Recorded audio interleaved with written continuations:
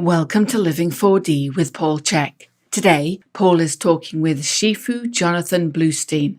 Shifu Bluestein is an eclectic scholar and teacher from Israel. He is a graduate of Reichman University with degrees in law and government studies and a student of traditional Chinese medicine at Reedman College.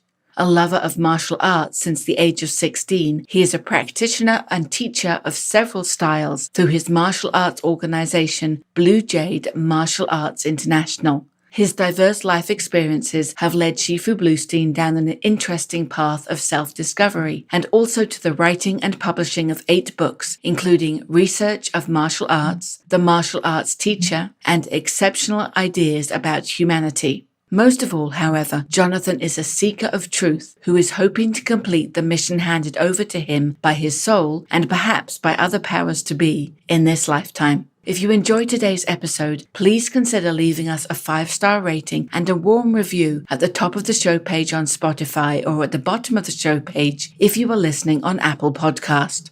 Your opinions matter, and your ratings help us to grow and help more people to be healthy, find freedom of body and mind, and to live their dreams. We hope you enjoy listening to Paul and Jonathan as they investigate deception.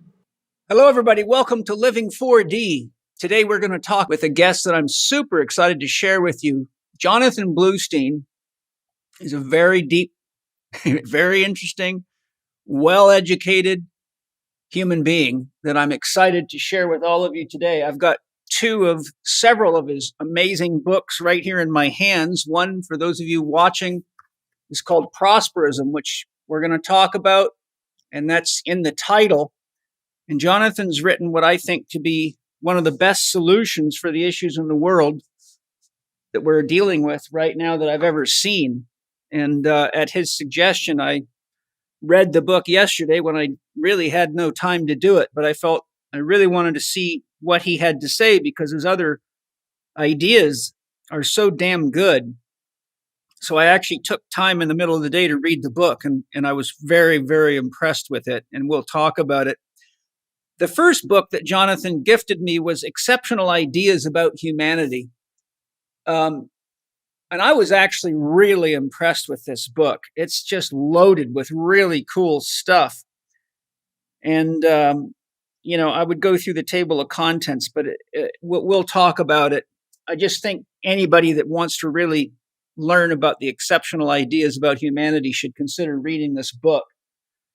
So, Jonathan, welcome. And I know I could have talked for hours about all the things that you have as credible, worthy of credible mention, but Penny will share that, will have already shared it by the time they're at this point in the interview. But I'm super excited to have a chance to dialogue with you on some very, very important issues in the world today. Thank you, Paul. I'm thrilled and very thankful for the opportunity to be here on the podcast and discuss worldly matters that carry meaning for all of us. Yes, thank you. Jonathan, with everything that's been going on, there's many people saying that what's been happening with the COVID, what I refer to as a plandemic, because that's what it really is, and the Great Reset could be a communist agenda. Some feel it's moving toward a socialist agenda. Many like me think it's flat out tyranny. You described it in our conversation as Neo-Feudalism, and I'd love it if you can explain your view on these different opinions and how it is that you feel it's Neo-Feudalism, and maybe define why you think it is Neo-Feudalism and what Neo-Feudalism is so people can have that perspective. Sure, I'd love to discuss that. So, to begin with, I think we live in an age which can be called the age of the invisible kings. This is one of many names. Yes, one of many names we can give to our era. And it is an age in human history dominated by individuals who are often faceless. We do not even know their identities, or we happen to know who they are, but we do not actually know much about them. And if we go back in human history and look at the experiences of our ancestors, people who had similar experiences were those who lived in medieval times. They also, the majority of them were serfs, peasants, people of the earth who were actually living in the shadow of tyranny by nefarious characters whose identities they didn't even know, which is quite a peculiar way to live.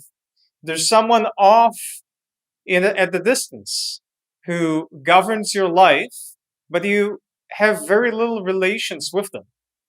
And I would argue that today, what used to be called monarchs and aristocrats are often what we today name billionaires. Now, that is not to say that anyone who's a multimillionaire or billionaire is tyrannical or malevolent by nature, far from it. But rather, that is to suggest that if you're a billionaire, potentially you can own vast swaths of land. You do not necessarily have to abide by the laws that govern everybody else. You can make up your own laws. You can potentially have a private military. You have access to resources, and especially those having to do with production that other people could only dream of. And you wield the financial might of an entire nation, a small or even a medium nation. And potentially you could have a harem of men or women of your choice by the virtue of just being so rich. I would say all of these things, or some of them combined, form the image of what in olden times would be called a king. And it is apt that we name people and things and phenomenon by what they truly are, because the correction of language is an important stepping stone on the path to enlightenment and the improvement of society as a whole. This is, by the way, a Confucian idea. It comes to us from Confucius, who was talking about the rectification of names. That if we correct the names that we use in society, then we can also mend society, the language that we use. For instance, I am an Israeli Jew born and raised, and I've went and earned degrees in law and government studies, and I have learned about this concept called liberalism. It is a philosophical concept. For me, a liberal is a person who has a strong belief in the importance of individual freedoms and liberties, and also in the idea that he or she should not infringe on the freedoms and liberties of others. Liberalism has nothing to do with which political party you choose to vote for in the United States. And thus, when I hear many of my American friends use the word liberal in the context of he votes for a certain political party, that is a corruption of language. And I would argue that it is a very intentional corruption of language, because once you have coerced the public to use the word liberal in order to mean someone who votes for a certain political party, then the implication of this is that you cannot use the word liberal in the philosophical context for which it was designed. So paradoxically, because you say a liberal is a person who votes for that party, now you cannot talk about a liberal as a person who believes in liberalism. It hijacks the meaning behind the word. And I think a similar idea transpires now with regard to what is called the Great Reset, also named the so-called Fourth Industrial Revolution, and the United Nations Agenda for the year 2030. Now, this particular conspiracy is presenting itself as something which it is not, many things which it is not. Now, a lot of people feel that they are not at ease with a discussion of something called a conspiracy. But actually, the law of history is that where you have governments, they conspire. It is just what it is. I mean, the travel, the immigration of Caucasian peoples from the European continent onto North America, and the gradual conquering of North America was a series of government conspiracies, was it not? And the Holocaust, was it not a government conspiracy? Can I just ask a quick question? Yeah, sure.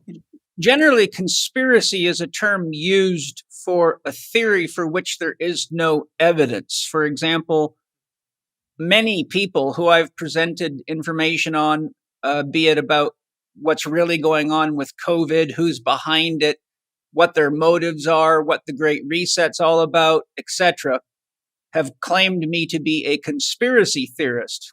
And I tell them, it's not a conspiracy. I just gave you a mountain of objective evidence, be it scientific studies on COVID, whatever.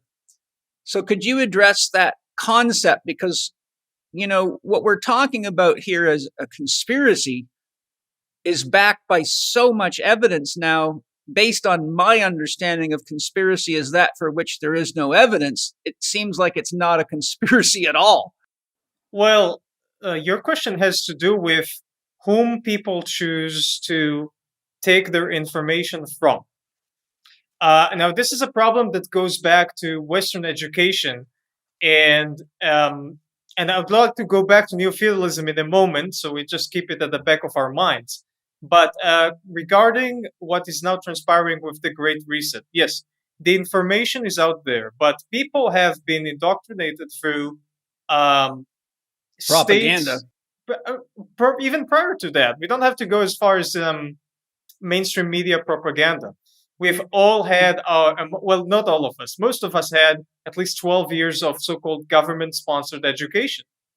And that education has made us at ease with the idea that there would be authority figures who would consume certain amounts of information and knowledge and then regurgitate it and fit it to our mouths. For example, I would like to later discuss Plato's Republic. And the ideas expressed in this very important book, Plato's Republic, are always regurgitated into people's mouths, even in law school. When I went to law school, and nobody tells you, go read the damn thing. You have to. And so people are just used to reading the digests and the summaries, and therefore it's very difficult to convince them, since they've been accustomed to it from a very young age, that they actually go to the source and see what people have to say. But I give you a controversial example. Hitler's Mein Kampf. 2 years ago, on the Holocaust Day in Israel, I went and I listened to an audiobook version of it. And I can tell you that there's hardly any Jew around the world who has read or listened to that book, which I find very important for people to get exposure to if they're highly educated, because it's quite a malevolent and manipulative book. And you do have to be an educated individual in order to contend with the arguments being made there. But I've been taught information about the Holocaust since I was in first grade, and nobody ever bothers to explore what it is that Hitler actually said, which might point out to why he acted the way he did. And there are many clues, but I digress. I want to go back to the topic of Neo-Feudalism. And people point to a slogan posited by the World Economic Forum. And the slogan made famous because they ran YouTube ads on it back in the day, in the beginning of COVID. It was, you will own nothing and you will be happy. Yeah. And my response to that is, let's see you do it first so we know it works. Exactly. And we might later in the interview get to a chapter from my book Exceptional Ideas About Humanity called Ownership is the Root of Prosperity, where I make the counter argument to their idea that owning nothing will make you happy. But people hear this slogan and they are very quick to think that because someone is suggesting that the right to ownership of land and resources and objects and one's dwelling place would be taken away from them, that this is a type of communism, because communists in different countries have done so over the decades. But there is at least one other form of tyranny, which acted in the same way, but for different goals and with different objectives and management style. And these people were feudal lords, as were once common throughout the world, not just in Europe, but also in Southeast Asia and in Africa and the Middle East, etc. Now, why would I say that the Great Reset strives at the form of Neo-Feudalism and not commons? Now, let's ask ourselves the question, first of all, we already covered the notion that multimillionaires and billionaires are akin to kings nowadays, if they so desire. And now let us ask the question, what is the difference between the structure of a society under feudalism as opposed to society in a democracy? Paul, what would you say? Well, right now, I don't think there's any difference. Did you watch my video I made, Why Kings Kill Your Children? Absolutely. It was terrific. Well, you see, that's what I'm pointing out. I'm actually totally in agreement with what you're saying. That's what the whole video was trying to tell people. Look, this is the game they've been playing for thousands and thousands of years. And as you know, I claim their henchmen were sorcerers because people like Edward Bernays and people that have mastered manipulating the mind from CIA's MK Ultra, etc. I mean, there's just such a mountain of evidence that's being done through social media 24 hours a day. So, I honestly don't know if any of us really know what a democracy really is, because we've been in Plato's cave looking at the shadows on the wall, calling it a democracy, not realizing we're in the cave. Mm-hmm. Yeah, we'll get to that in a moment. Plato is a key figure here. But I would say if we talk about the optimal state, the theoretical state of a democracy, which you may have not completely gotten to as a species up until now, it's potentially still a theory. As is communism, both democracy and communism were never fully applied as theorized. But irrespective of that, in a democracy, you have a middle class. And under feudal law, you do not. And that is a major difference, because in order to have a free market that is substantial and encompassing and which can easily create wealth and abundance, you need a middle class. And what is being enacted now, what some people have called the Third World War, is not a war between nations or ethnic groups and such. It is a war between those who seek greater power and the rest of humanity. A war of corporations on the citizenry. This type of neo-feudalism, as now suggested, requires the elimination of the middle class. And in my opinion, this is the main and the final goal. Now, people talk about a lot of other things which are co-transpiring as the Great Reset advances. People talk about the technical issues, such as the elimination of cash or the dubious medical experiments done onto massive populations. But, and some people even posit that the end goal is to greatly reduce the number of people on the planet, which is also a possibility. But at the end of the day, in my view, their goal is to enact neo-feudalism. And this stems from a deep, deep feeling of personal insecurity amongst such people and a scarcity mindset, rather than as opposed to an abundance mentality. Now, and if we were to trace back where this goes to in Western civilization, where are those ideas coming from? The earliest source that pushes in that direction, in my opinion, is Plato's Republic, which I'm sure you've read more than once. I've read quite a lot of it. I've I don't know if I've read every word, but I have studied a lot. I have it in my library, and I've been through it many, many times for various reasons. Hi, everybody. I'm very excited to share some big news with you today. This month, anyone with an internet connection will be able to learn my holistic system of exercise and conditioning. That's because we're finally putting one of my most important advanced training programs out to the digital world. That's Integrated Movement Science Level 1, which is now available online. IMS1 includes my physiological load assessment, postural assessments, stretching and mobility assessments, how to perform corrective mobilizations, instructions on improving stability, and a huge library of exercises, all of which are game changers for any practice. The physiological load assessment alone makes a huge difference in your client results and keeps them from getting injured and progressing more naturally and fully, which results in excellent walk-around marketing for you.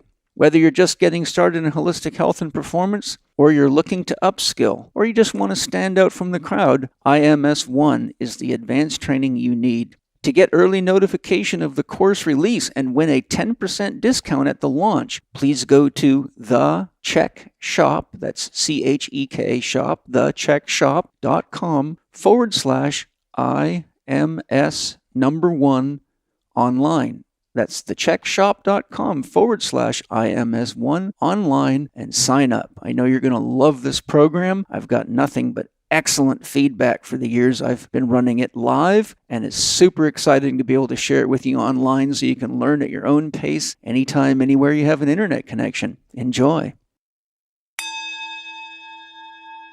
So Plato's Republic, in my personal opinion, is one of the finest and also one of the most manipulative books ever written.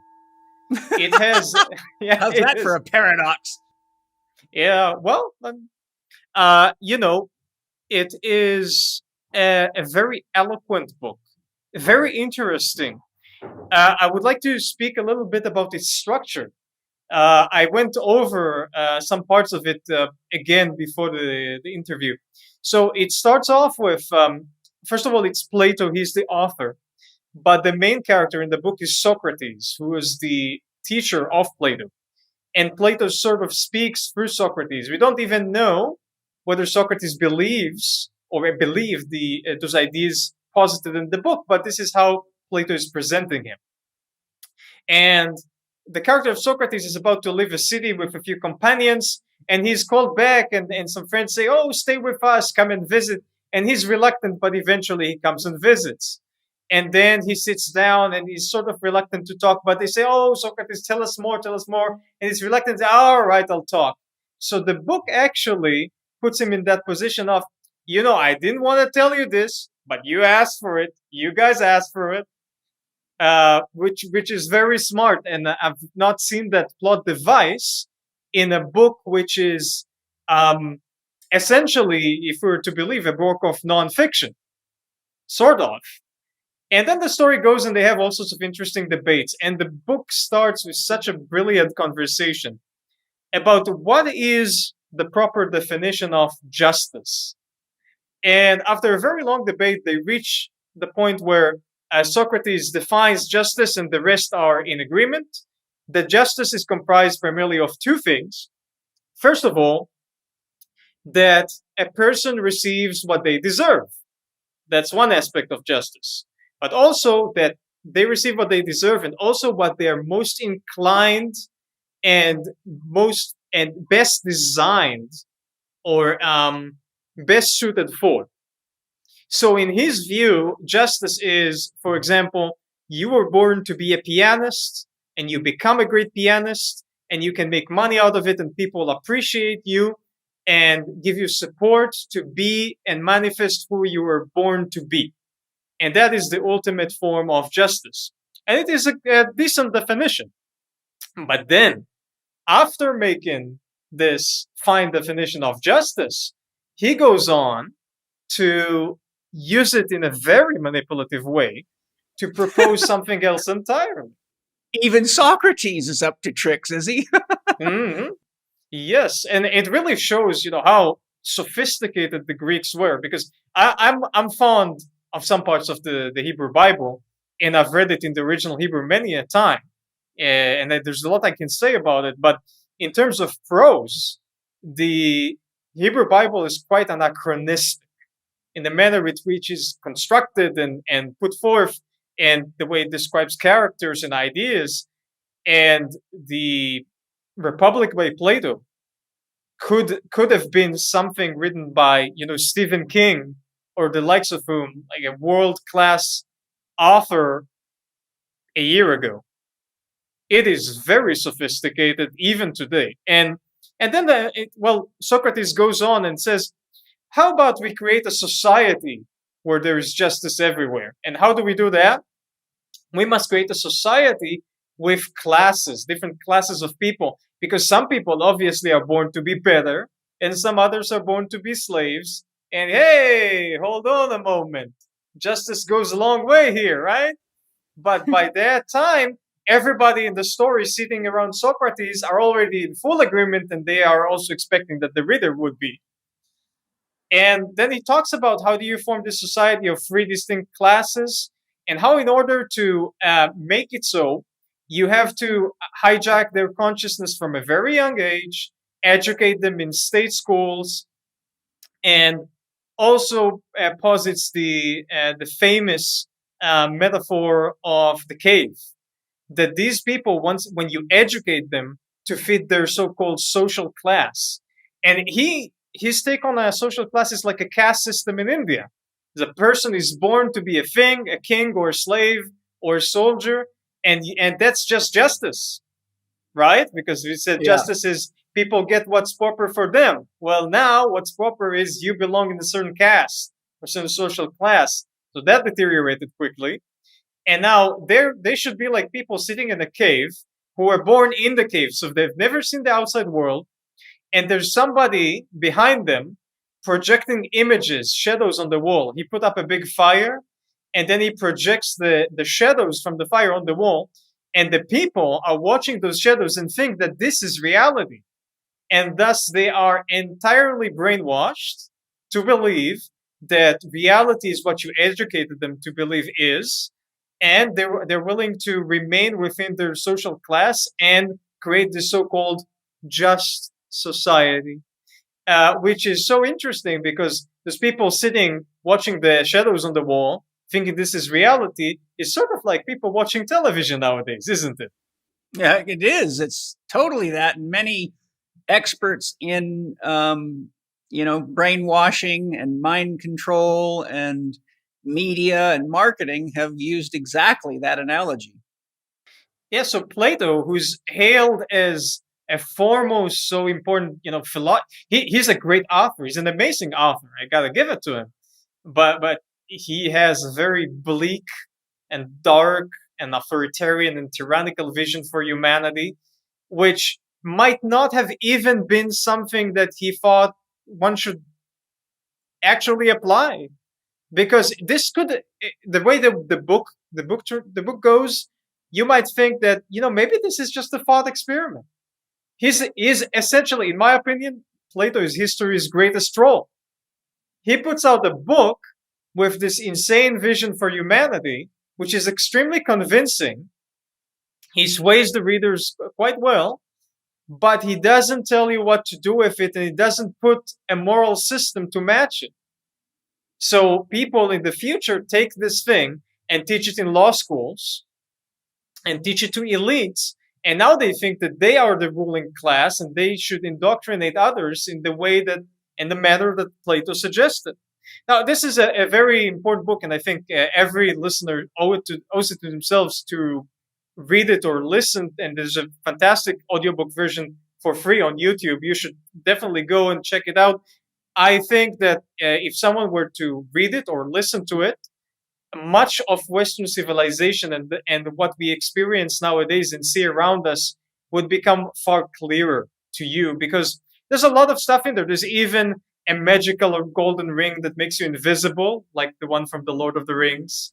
That idea probably came from the Republic. It is also the earliest source that I am familiar with in Western culture, which discusses the idea of reincarnation and how that might work. And that is at the end of the book. And that is an interesting idea because Plato in the book, he says, we got to fool those people and indoctrinate them and lie to them in order they believe certain things. But that's maybe at the middle of the book. And then he continues telling you other things, and you can't tell whether he's lying to you to manipulate you or whether he's speaking to you as the elite.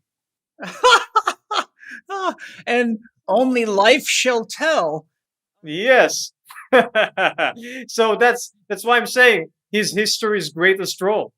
These are the things that people aren't very well educated in, that are so directly involved in what's going on right now, which is really why I wanted to have you on the podcast, because, I'm a guy who's interested in the etiology or the cause of things. I don't like cutting the tops off of weeds.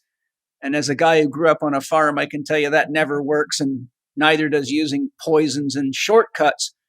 And I think it's really important for us all to look at some of the key sources that have really been the foundation, not only of philosophy, but as you said, law, and just the way people view the world, because many people, right, as you rightly said, have only read excerpts that have been spoon-fed to them by people who are only sharing their opinion of something that most of them didn't read, but had someone else stuff it in their mouth.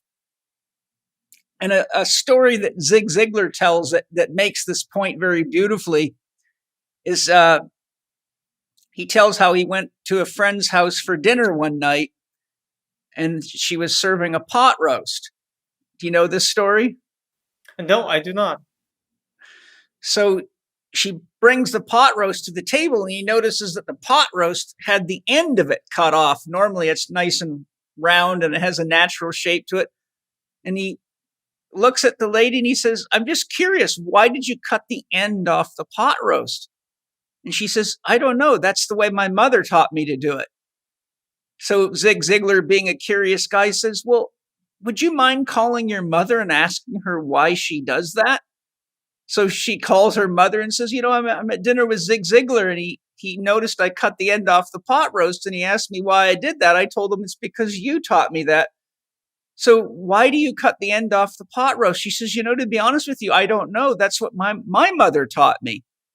And so she, of course, reports that to Zig Ziglar. He goes, well, is your grandmother still alive? She said, yes. He goes, would you mind calling her and asking her why she does that? So she calls her grandmother, and she says, grandmother, I'm having dinner with Zig Ziglar. And she repeats the whole story. And she says, why do you cut the end off the pot roast? And her grandmother starts cracking up. She says, oh, honey, when I was young, we had a small little wood stove, and a whole pot roast wouldn't fit in it. So I had to cut a bunch of it off in order to get it to fit in the stove. And so here it is 2 generations later, but nobody knows why they're cutting the end off the pot roast. And that is exactly what you're talking about. You know where we see this commonly? We see this in the martial arts. And you know what I'm talking about. Oh, yes. There's a certain teacher, and he taught a guy a certain way. Then the guy teaches another guy and another guy. 5 generations later, you realize he taught the guy a certain way because one leg was shorter. Or the guy was 6'5", or he was 5'2", and the movement or the manner of moving the body suited that particular person, but does not necessarily suit the people over the next generations. I know a fantastic example. There's a certain, I wouldn't name names, a certain lineage in Taiwan of internal Chinese martial arts, which was passed on by someone who was an enormous person, quite fat. And because of this, when he put his arms around his body, it was always here, right? Because he had a big belly, so the arm had to be here. It couldn't be close to the body. And therefore, they all still put their arms like this. So very wide, right? Even though it doesn't make sense for a thin person. Perhaps if someone who's the same dimensions as the original master who's long passed away, but and likewise we see in martial arts and even in music and other areas of study and expertise that people get older and they change their practice to suit old age. And then 20 and 30-year-olds study from them, and they practice an old man's art. Yes. I can share too. When I was the trainer of when I became the trainer of the Army boxing team, which they did because they couldn't figure out how I could compete in triathlon and fight on the Army boxing team at the same time. And, we were a full-time military unit, meaning we trained like 7 hours, 7 hours a day, 7 days a week. And so the coaches were like, and the athletes were like, how in the world can you do that? So long story made short, they said, we want you to become the trainer because whatever the hell you're doing, it's something that because they had a hard time with fighters running out of gas in the third round. So they wanted me to address the issue. And so one of the first things I ran into when I started implementing new ideas is they kept saying, that's not how we do it. And I said, yes, but the things that you're doing are very, very antiquated and even dangerous, like just billions and billions of sit-ups and skipping rope in the sauna with full wetsuits and plastic bags on for hours to force fighters to lose weight. Another thing that they used to do, which was ridiculous, was they would feed fighters a teaspoon of honey in the boxing ring between rounds, which will cause a huge elevation of blood sugar followed by a blood sugar crash. And I said, look, no wonder you guys got problems in the third round. They're all having a blood sugar crash. So the point of skipping rope in the sauna, that's new. That's original. Oh my God. You should have seen the stuff I saw. I mean, these guys would be so weak. They would skip rope for sometimes 3 days because they were so lazy on losing weight. But the point I'm driving at is, so I'm talking to the coaches about this and they're giving me all this resistance. And I'm telling them, look at all the stuff you're doing and how outdated this stuff is. And the head coach said to me, Paul, how can you say that? Look how many champions we've created. And I looked him right in the eyes and I said, Coach, the bigger question is how many great champions have you ruined in the process of creating a few champions? Because since I've been here, I've watched a lot of great athletes get badly injured. And you notice they're not here boxing anymore because they can't fight anymore, including brain injuries from dehydration. So, I often say most athletes become successful in spite of their coaches, not because of them. Mm-hmm. And that's the value of tradition in martial arts and other endeavors. And boxing has enormous advantages both as a sport and as a martial art. But its a non-traditional approach is often a problem in terms of coaching people, because coaches often entirely change the training scheme between athletes to suit their natural talents, but by doing away with traditional aspects, using the wisdom, of earlier generations and reinventing the wheel almost with every new generation, then a lot is lost. Yes. Now, one thing I wanted to clear up, partially for my own interest and possibly for a lot of listeners as well, before we finish that particular section. And then if you still had more to say on Neo-Feudalism, let me know before I move us on. But, you've used the term middle class. How do you define where the middle class begins and ends? In other words, when are you not middle class anymore? You're upper class or lower class? I mean, the term's tossed around, and I've even used it 1,000 times, but I've never had anyone really say the middle class fits in this bracket. If you make more than this money or you have this much freedom, you're upper class. If you have less than this much money, less than this much freedom, you're lower class. So since we're talking about neo-feudalism and the destruction of the middle class based on their own insecurities and scarcity consciousness, what do you define as the middle class? This is a great question. I think it's very much bound by the culture and the times, right? So, for example, to have an oven in the house is not considered a luxury nowadays. Even a poor person typically, most often, has an oven in their house. Maybe 300 years ago, it was a luxury. So we cannot define the middle class by the ownership of certain objects. we can potentially define the middle class by the ownership of one's own dwelling place and the land on which it sits. But that may also differ because, for instance, in Israel, over 90% of lands are actually owned by the state, which leases them to the owner for a period of, say, 99 years or so. And there are all sorts of countries like that. It also happens quite frequently in Britain, as some people may know. And Mexico.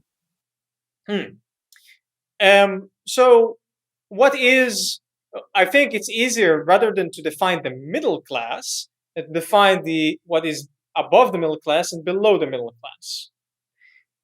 So how do we define someone who is poor, financially speaking? Because spiritual poverty is something else entirely. As we all know, a lot of people who are technically financially poor are spiritually blessed and quite wealthy. So that's a different thing. Financially and technically poor, I would say, is when you have to, your main concern in everyday life is what would be at the bottom of Maslow's hierarchy of needs. Yeah, so, just your survival needs. Exactly. You're constantly dealing with food and shelter. Doesn't mean you're homeless, because shelter could also be you cannot pay the rent and you're constantly chasing that rent. Food, shelter, access to medicine, and ability to move around, have a freedom of movement. That's very important. Is one of the reasons that a part of the Great Reset agenda is to get rid of private vehicles, because freedom of movement is very important for the existence of a middle class and for democracy.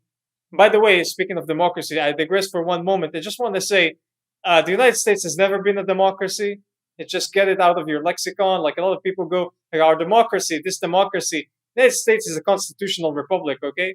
So go read your constitution. It's a constitutional republic, and the republic is not a democracy. Just go read on the difference. I'm not going to get into that here.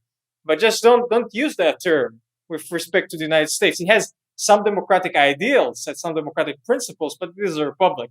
Going back on the poor and the rich and the middle class, so I would say so I sort of defined what a poor person is, and I would say the wealthy person, how do you say wealthy or rich or well-to-do or whatnot, is a person for whom money is no longer a concern in everyday life.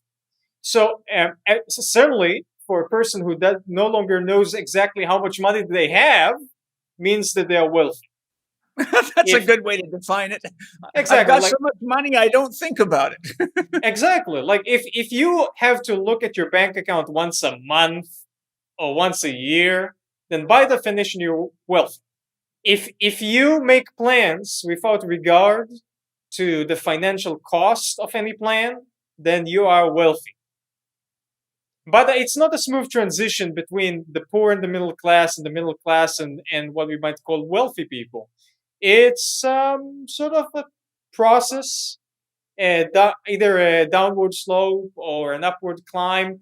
And speaking of which, the part of the idea of Neo-Feudalism is the not the complete elimination, because you cannot completely eliminate it, but the hindrance of social mobility, because due to the scarcity mindset of those people at the top, they're actually driven by the need to assert their security by disallowing others to climb the socioeconomic ladder. This is what it actually is about. Every single person alive, every single person on planet Earth wants three things in life. They want happiness, meaning, and continuity. Happiness, meaning, and continuity. And we have different ways to get there. Anybody who says they want money, they don't want the money. They want what the money can buy, which can potentially give them happiness or meaning or continuity, or all three or two of them, depending on which one is lacking, objectively speaking, or subjectively they think is lacking in their lives. Now, in terms of middle class is the biggest, is the thickest layer of the cake. In a true democracy, maybe it's hypothetical, that true democracy, the poor are a thin layer, middle class is a very thick layer, and the very wealthy are also a rather thin layer. Can I interject on that? I've got a phenomenal book right here that I've been studying. It's called The Web of Meaning by Jeremy Lent, and it's absolutely excellent. It's the kind of book I think you would find really good. It's also on Audible. Yeah, well, what he points out in the book, he gives current statistics showing that there are currently 4 billion people on planet Earth that make less $7 a day or less and cannot meet their survival needs. So there's only about 8 billion people on the planet, which would suggest that the middle class is smaller than you're saying, and the lower class is much bigger based on those statistics. Mm-hmm. However, we might not be estimating this type of statistic correctly, because perhaps, I wouldn't know, but perhaps the proper way to do it was to make a statistical estimation based on the local culture and population in a given region or a given country. You mean based on what $7 a day will buy? Yeah, I mean, we all know that, for instance, in the United States, what, I don't know, $50 buys you in a day is not the same in Oklahoma as it is in New York City. And therefore, someone whose wealth is, say, $1 million in Oklahoma and in New York City have a different standard of living. If we ignore the culture and we ignore the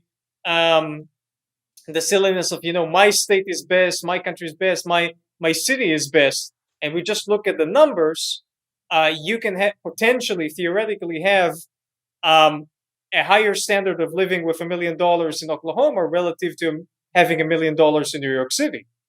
And that's something else entirely.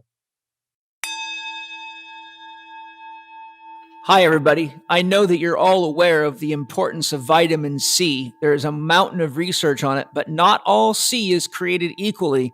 I love Paleo Valley's Essential C Complex because it is the real deal, bioavailable, and I wanted you to hear right from Autumn Smith, founder of Paleo Valley, why their Essential C Complex is so unique and something you definitely want for your family and your children. Autumn, tell us about your Essential C Complex.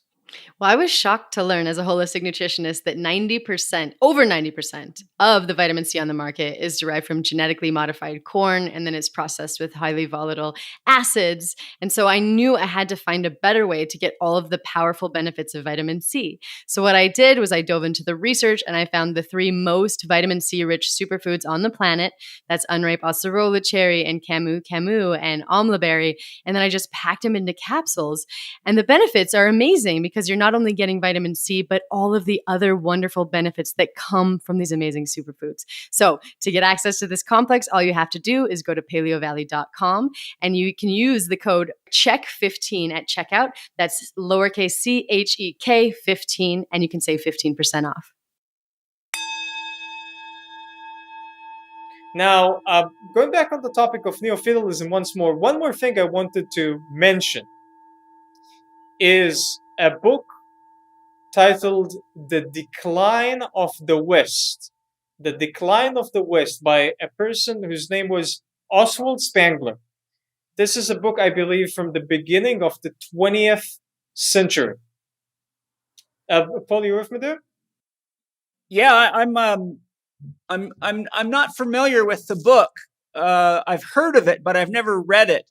So when you put it in there, I was curious what you'd have to say about it. I've only heard people mention it, but I know if you're mentioning it, something worth hearing about. So please enlighten us. So Oswald Spengler is this German fellow who was, I think, a teacher of mathematics, of all things, who was what you would call an amateur historian, but actually a much better historian than those we see in the academia, such as pop historian Yuval Noah Harari, who's now working in the service of those malevolent Great Reset forces.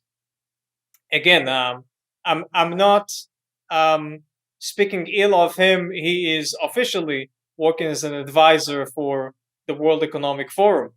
So this fellow, Oswald Spengler, wrote this book, The Decline of the West, in which he posits a new and fascinating theory about the course of human history, which I don't think anyone has brought forth before him or since. And he looks at different civilizations. We had the Aztec civilization, the Inca civilization, modern Western civilization, Greek civilization, Roman civilization, Chinese civilization, Japanese civilization. And he says, what makes those civilizations tick? And he reaches the conclusion that there actually is a theme. There is a singular idea which encapsulates the essence of each civilization. So I'll give some examples. If we look at the ancient Egyptians, and these are the examples given by Spengler himself, the ancient Egyptians were all about this idea of a linear life process and a story which has a beginning, a middle, and an ending, and a post-credit scene after the ending, after death. And the Egyptians celebrated this idea that life is a journey like that of a boat on the Nile. They actually religiously spoke about the journey in that way. And what are the stages of the journey? How can we build temples with enormous, magnificent murals that describe the journey, where it started, where it's going, where it ends, and what's at the end? And that's it. It's a linear journey, and it's a wonderful thing, and that's how they saw it. And the Greeks, and following them the Romans, which were a civilization which continued the Greeks and the Romans are infused together, though they're not exactly the same, but they are follow-ups. The Greeks and the Romans had this idea and theme of beauty, and the beauty of the human form, and the way in which the macrocosm is represented in the microcosm through the idea of beauty. So this idea of macrocosm inside microcosm is also found in Chinese civilization, but the Chinese did not express it in the same manner as the Greeks and the Romans. Now, how do we see this idea of beauty in the human form? We see it in that they liked nudity, and they found nudity to be natural and wonderful and a cause for celebration, much like the Egyptians celebrated the journey of theirs. And the Greeks and the Romans would wrestle in the nude. And after the men would wrestle in the nude, they would massage one another. Now you show me, outside of the realm of gay porn, a group of men who are professional wrestlers who wrestle in the nude and then give each other medical massages. That's hardly to be found nowadays. And that's because we have a very different conception about nudity and the human form. As a matter of fact, one of the remnants that we have from those civilizations is the beautiful sport of bodybuilding. And you go to the average person on the street, and they either mock bodybuilding or they find it grotesque. But if I were to ask an ancient Greek or an ancient Roman person, they would be astounded by these people. And they'd be like, why are you wearing that thong on stage? Take down that thong, show everything. That's great. So That's funny. Nowadays, a lot of us are saying, Western civilization is a continuation of the Greeks and the Romans. And Spengler argues that this is incorrect. In Spengler's view, they had their theme and concept, and we are about something else entirely. Our Western civilization, which he calls Faustian civilization, revolves around the concept of infinity. And how do we express infinity to the utmost? We see it with the space race in movies such as Inception and Interstellar, which are some of my favorite films. This idea that we can go to, as Buzz Lightyear, the toy says, infinity and beyond, right? Infinity and beyond, that's us. That's Western civilization. But to remind listeners, Oswald Spengler also refers to, he titled his book, The Decline of the West, which means he doesn't have good predictions about where this is headed. And what does he mean by that? He says that every civilization has its core theme, and then at some point, the theme runs out of ways to express itself. So we begin to recycle our own ideas. And at that point, we begin to decline. Now, it's very interesting that this decline does not necessarily have to do with a technological decline. So he sees the Greeks as the upscale climbing of that culture and civilization, and the Romans as the drop. The entire Roman period, in his view, is the decline, maybe perhaps most of it. But throughout the time of the Romans, there had been many technological advancements. So it's not about how technologically advanced we are; it's how much culturally and spiritually advanced we are, and can we continue to progress. And what happens is, well, first of all, the culture and the civilization does not entirely die, but rather it becomes absorbed by its descendants, its cultural and civilization descendants. And moreover, that what happens is that gradually over several generations, another theme emerges and replaces the previous one. And I would go to say that a prophet has yet to be born to tell us what would be the theme of the civilization which is going to inherit us, modern Western civilization. And when I say modern Western civilization, we should all bear in mind that this is a civilization now encompassing the entire globe. Because I lived in China, for example, for 6 months of my life, and see the local Chinese are often more zealous about eating at the McDonald's and the KFCs as opposed to eating their own traditional cuisine, which is everywhere, traditional restaurants everywhere. And the young people say, we don't want old things. So everybody is adopting this modern Western civilization, and everybody are going to be a part of its decline, which is going to be a very long process in Spengler's view, because he sees that process as being a 1,000-year-old cycle, give or take, of a rise and a decline. And he was pointing to the beginning of the decline during his day, which is the beginning of the 20th century. So it's going to take us a few more centuries to fully decline and transition to something else.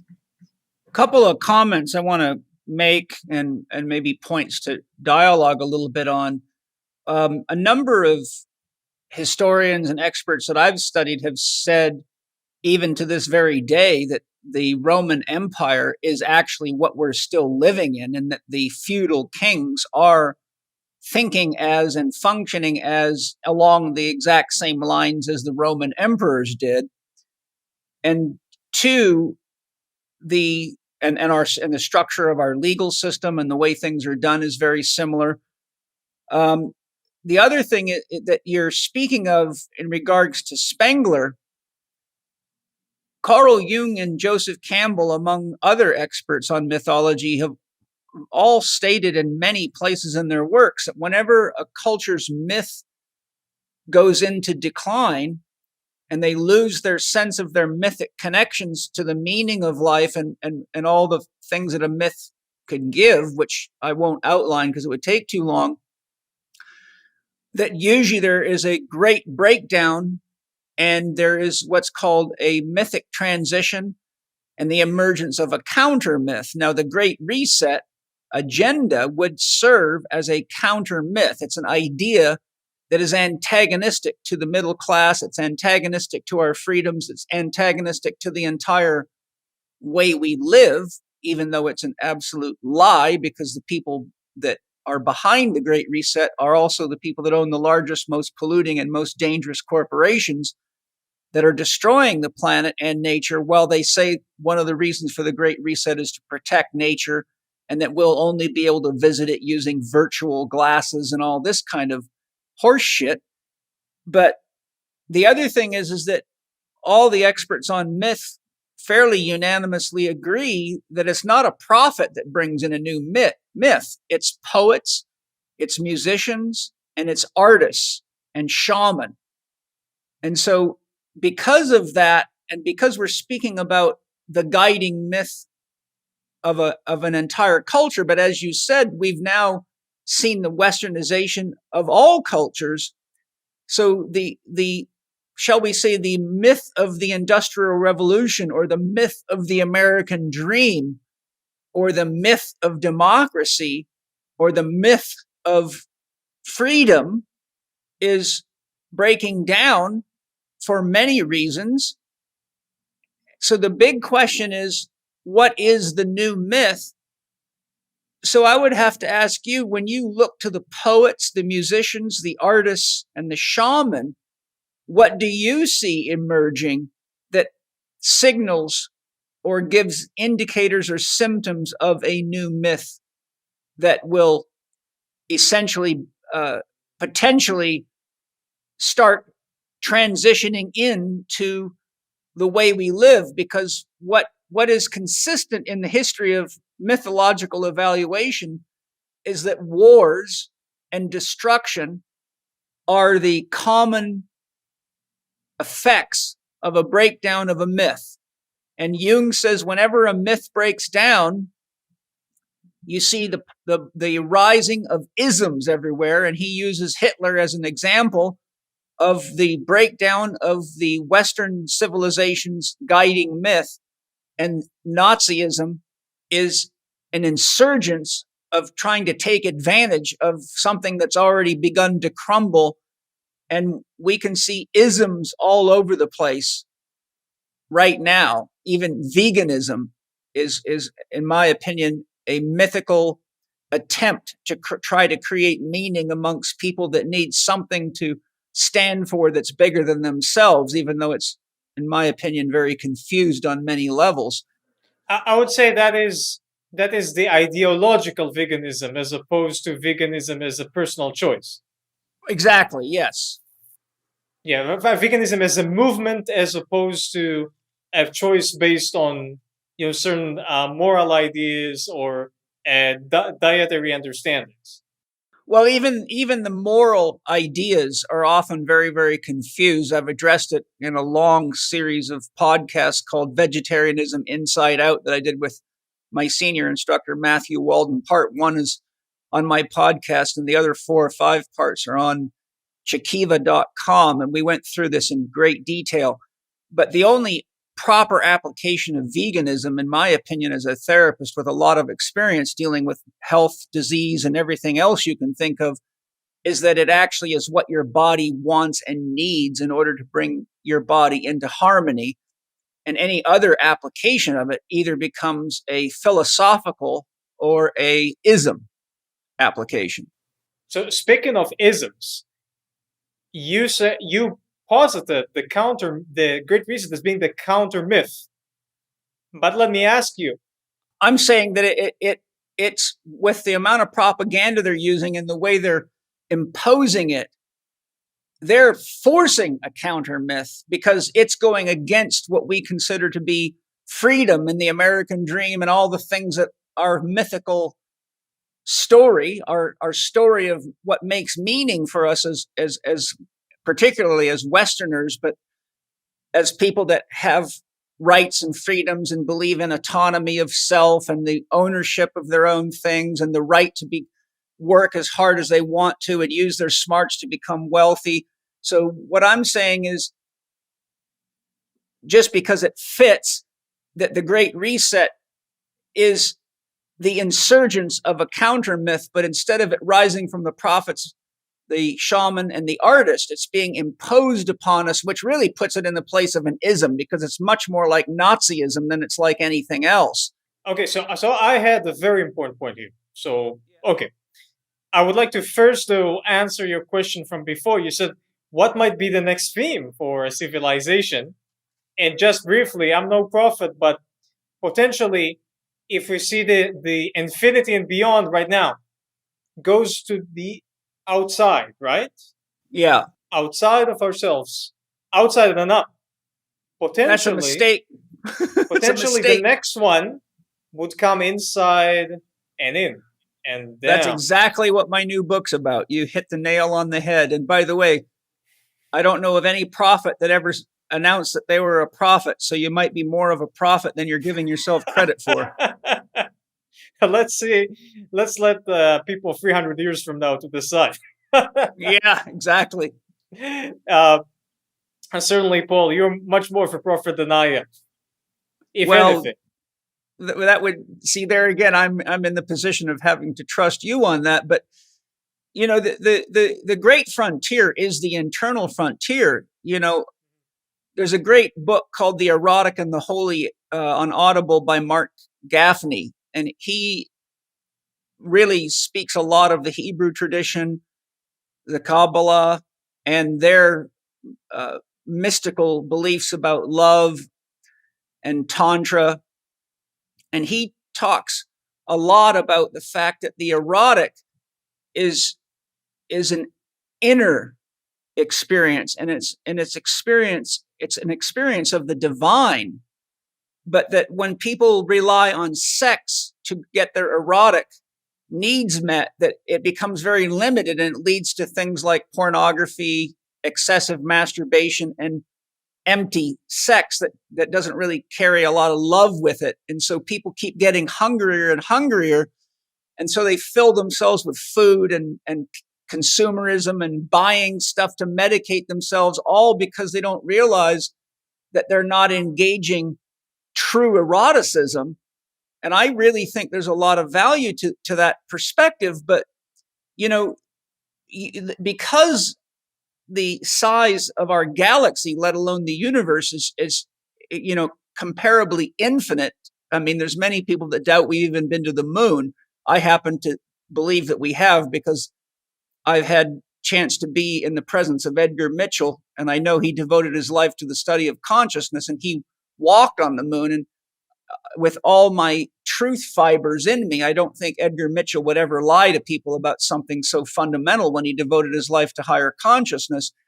But the point I'm making is it's a hell of a long way even to get to the moon. So when you're dealing with a potentially metaphorically infinite universe, and every time we build a bigger telescope, it gets bigger, then the mystics, if they've taught us anything, and one thing I've learned from my own mystical practices, is that everything that's out there is in here. But you only have to go from your head to your heart and from noise to silence to make the journey into the infinite. But we're so externalized with all of the gadgets and all the media and all the constant searching outside. I mean, I look at Elon Musk and all these guys building rockets and putting tons of money into satellites and turning space into a junkyard, when I'm like, why don't we put that money into educating ourselves into the inner arts and learning inner harmony? Because infinity and beyond, Buzz Lightyear. Right. The society feels very strongly that we must go out there. It's the opposite of going in here. But the trend is reversing. I would like to point out, anyhow, because we digress so much, and you mentioned Nazis, which is something that I've studied deeply. And, many people also call the Great Reset folk and the World Economic Forum Nazis. And that's quite common. And in my opinion, this is also highly inaccurate. Now, they believe certain things that are in common with Nazis. For instance, eugenics, the idea that you should control populations and control what people are going to be born and which people are going to die in order to change the genetic makeup of the species, which in their case may or may not be motivated by racism. I do not have proof either way. But my point to make is that they are not Nazis because Nazism is an ism. And the Great Reset Agenda, UN Agenda 2030, the so-called Fourth Industrial Revolution, is not an ideology. It only pretends to be so. And that is very important. It's part of why and how we can take it down, why society can oppose it. Nazism was a full-blown religion. The Great Reset Agenda only pretends to be a religion. And it fills a void. Now, Nazism was an organized religion. P3OM by Bioptimizers is hands down one of the most important supplements to have on you everywhere you go. If you're traveling, if you go to work, if you're going to friend's house to eat, this product will knock out food poisoning and almost any kind of gut disorder from viruses, bacteria, fungi, whatever could irritate your gut so quickly. It's mind blowing. I have been using this product since Wade Lightheart first turned me on to it, and he's the formulator of it. And I've got Wade here to tell us how it works, but I just want you to hear it from me. I have all my clients use this. I try to get it to friends, to family members, because it is really like your own bodyguard. So, Wade, how in the world does this thing work so well every time? Well, as you know, we're very research oriented, and we have literally a university in Croatia that we do microbiome testing with our labs of PhDs to find out what's the most effective formulation. And we are quickly moving into the post-antibiotic world where we need to cultivate super probiotics. We all heard of super bad bacteria in hospitals and stuff that are antibiotic resistant. Well, what we did, we worked with a medical doctor that was able to take an aggressive strain of L. plantarum, which is a very aggressive strain, and then put it through almost like a BUDS camp, a Navy SEALs training, where we subjected this particular probiotic to a toxic environment. We ran a sine wave through it, and out of that survived only about somewhere between 2 and 3%. We then take that and grow it on very special food. We feed them, just like you would feed a great athlete, you feed them special food, and the probiotics develop unique capabilities. We have a US patent that is so powerful, I can't read it on the airwaves because we'd get canceled. But what I can say is when you put P3OM in your body, it goes out and breaks down any undigested protein, whether it's in your gut or through your blood system. And it becomes your Navy SEALs defense force, if you will, to go out and wipe out whatever pathogen might come in your body. You just need more of these guys to overwhelm it. It takes it out. It cleans up any messes. And for the last 18 years, I've been using P3OM daily. And I can honestly say, I've never been sick during that time. If I feel something coming on, I just double down my dosage, take 4 caps every night. If I'm traveling, I take twice that. And it's been great. A lot of our people do it, and it's one of our best-selling products, and it's available to your audience. Just go to p3om.com/living4d, put in Paul10, get a 10% discount. And if it's not the best probiotic you've ever had in your life, you get 100% of your money back. That's from us at Bioptimizers. That's our guarantee for you. Go get it. It's for real. I love the stuff. Thank you, Wade.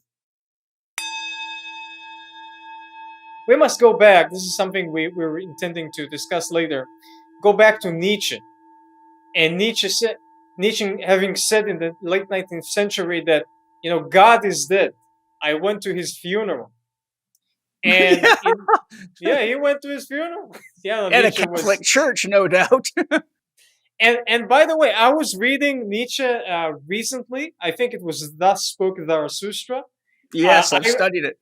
I've looked into modern translation and read the first few chapters. This book is amazing. It reads it's very good. Like a very deep Taoist parable. Very deep. Yes. Jung spoke about it at length, and Osho did an entire series called Thus Spoke Zarathustra, which I've studied extensively. I have probably, I would imagine, 100 pages of notes on it. And I think Osho did an extremely good job of his expose of it. But go ahead. I'm with you. Yes. So Nietzsche was saying, God is dead. I went to his funeral. By that, he meant not that God has physically or energetically or spiritually died, but rather that humanity has, or certain forces in humanity, have made a concentrated effort to eliminate the presence of godliness and also of organized religion from the daily lives of the people, in which God and organized religion dwelt for many, many centuries, not just in the West, but all over the world. Now, what was this replaced with? They made an attempt to replace organized religion with something. And it is quite challenging because organized religion is something which organically develops over hundreds, sometimes thousands of years, and gives answers and directions and laws for just about everything under the sun. anybody who's familiar, for instance, with religious Islam or religious Judaism, there are ceremonies and rituals for washing your hands, for cutting this piece of chicken as opposed to cutting a carrot, for lighting fire on a certain holiday. It's so extremely detailed to the level of obsessive compulsive disorders. But the upside is you are not left with any questions. It's very difficult to question because there are answers supposedly for everything. As a matter of fact, in Israeli Judaism, here in Israel, a person who readopts a religious lifestyle is called choser b'tshuva. Choser b'tshuva is someone who has returned in an answer, has returned to the answers, and that's someone who's adopted a religious lifestyle. Now, in order to replace organized religion, we brought forth a trinity, that of technology, capitalism, and scientism. Technology, capitalism, and scientism. Each of those three caters for a different area of life. So technology is for technology, capitalism is for finance, and scientism is supposedly for the big questions. So why are things the way they are, how they work, and how we can make them a certain way. The challenge is that those systems are tools and are not as comprehensive as they pretend to be. Neither was organized religion, but at least it manufactured answers. And these instruments, technology, capitalism, and scientism, which is science as a religion, do not produce answers for most things under the sun. And thus, people are left with a spiritual void. And this has been the case from the beginning of the 20th century. This is the exact spiritual void which was then hijacked by the Nazis and is now being hijacked by the Great Reset agenda. So it's very easy to transform everything and anything that is in the everyday life experience into something that's a pseudo-religion, pseudo-organized religion, such as climate change, care for the environment in general, dietary issues such as veganism, monetary causes, vaccinations, anything can be turned into something that might potentially fill the spiritual void, because people are so desperate they just grab at anything. And this is why it works so well, but this is also the thing's downfall, because it's the same as it was in Soviet Russia, when the masses were given something to fill the spiritual void, but it's like eating empty calories. You're still empty on the inside. It never satisfies you. So eventually it's bound to implode. The manner in which it would implode and the time at which that could happen is still a mystery. But it's an unstable system exactly because it's not an ism. Now the Nazis, on the other hand, if Hitler wasn't so insane, as much as he was a genius in other ways, if Hitler hadn't done two things, if he hadn't attacked Russia, and if he hadn't gone to kill all the Jews, it is quite possible that the Nazis would have taken over much of the world, if not the entire globe, over time. It's because of those two obsessions of his that they lost, primarily. So the Nazis were much stabler, far more sophisticated system of indoctrination and organized religion as compared with the Great Reset agenda, in my opinion. What we see here is not an ideology. It's an attempt by a group of greedy people with a scarcity mindset who are shaken on the inside. They're a bunch of cowards who are attempting to basically do a hostile takeover with advanced psychological manipulation and advanced technology. But these people are not driven by a religion or a real agenda or a real ideology, just pretend to. Yeah, now there's a point you made that I want to highlight and hear what you have to say, but it's very, very important. What you said is that one of the functions of religions is to answer all your questions. And science attempts to do the same thing. But here's the problem. When you program people to believe that you can get all your questions answered within the context of a religious book like the Bible or the Torah or any such book, then what happens is two very dangerous things. One, you stop thinking for yourself. Two, you remain unconscious because you're just acting out programmed behaviors. And now we're back to that pot roast that keeps getting cut off and nobody's actually thinking. They're just doing what mother did and what grandmother did. And only grandmother actually knows the reason the roast is cut off. So when you start using books to tell you how to eat, how to dress, how to have sex or not have sex, what music to listen to, what days of the week to worship, and most people paradoxically haven't studied world religion, so they haven't come to the realization that, oh, well, if you're a Seventh-day Adventist and you're doing what God tells you to do, you worship on Saturday. But if you're any of the other 33,000 derivations of Christianity, you worship on Sunday. And I wrote an article on this, if you look at all the restrictions on foods from all the world religions, and I actually made a pie chart showing them all, you end up having nothing to eat. But the paradox is they all claim to be giving you the word of God and what God wants. And as soon as you describe what God wants or what God needs or what is, you killed God, because by definition, God is that for which there is no other. And you can't know what God wants until you become God. And at that point, there's no you there to know anything. So you can't know anything about what God wants. The closest you can get to God is the experience of love, and anything else is just a dangerous idea that leads to all the kinds of problems religion has started and continues to do so today. But when people keep referring to somebody else's doctrine and somebody else's book to get their questions answered, and they keep referring to scientists instead of actually investigating on their own. For example, the speed of light is taught in every school as a constant. But all you got to do is look at Rupert Sheldrake's work. And what's the name of his excellent book? Anyhow, he goes through 10 key principles of science that are taught in universities and around the world and shows every one of them is wrong. And he shows that the speed of light is not constant and it fluctuates. And he gives you exactly the measurements. And he even refers to a scientist or scientists that monitor the speed of light.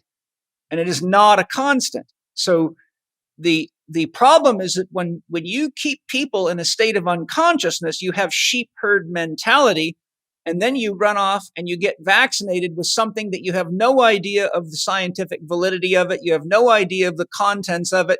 And the next thing you know, people are falling dead on football fields, soccer fields, basketball courts, pilots dying while trying to fly airplanes, kids dying. How many were there? Like over 400 athletes last year, something like that?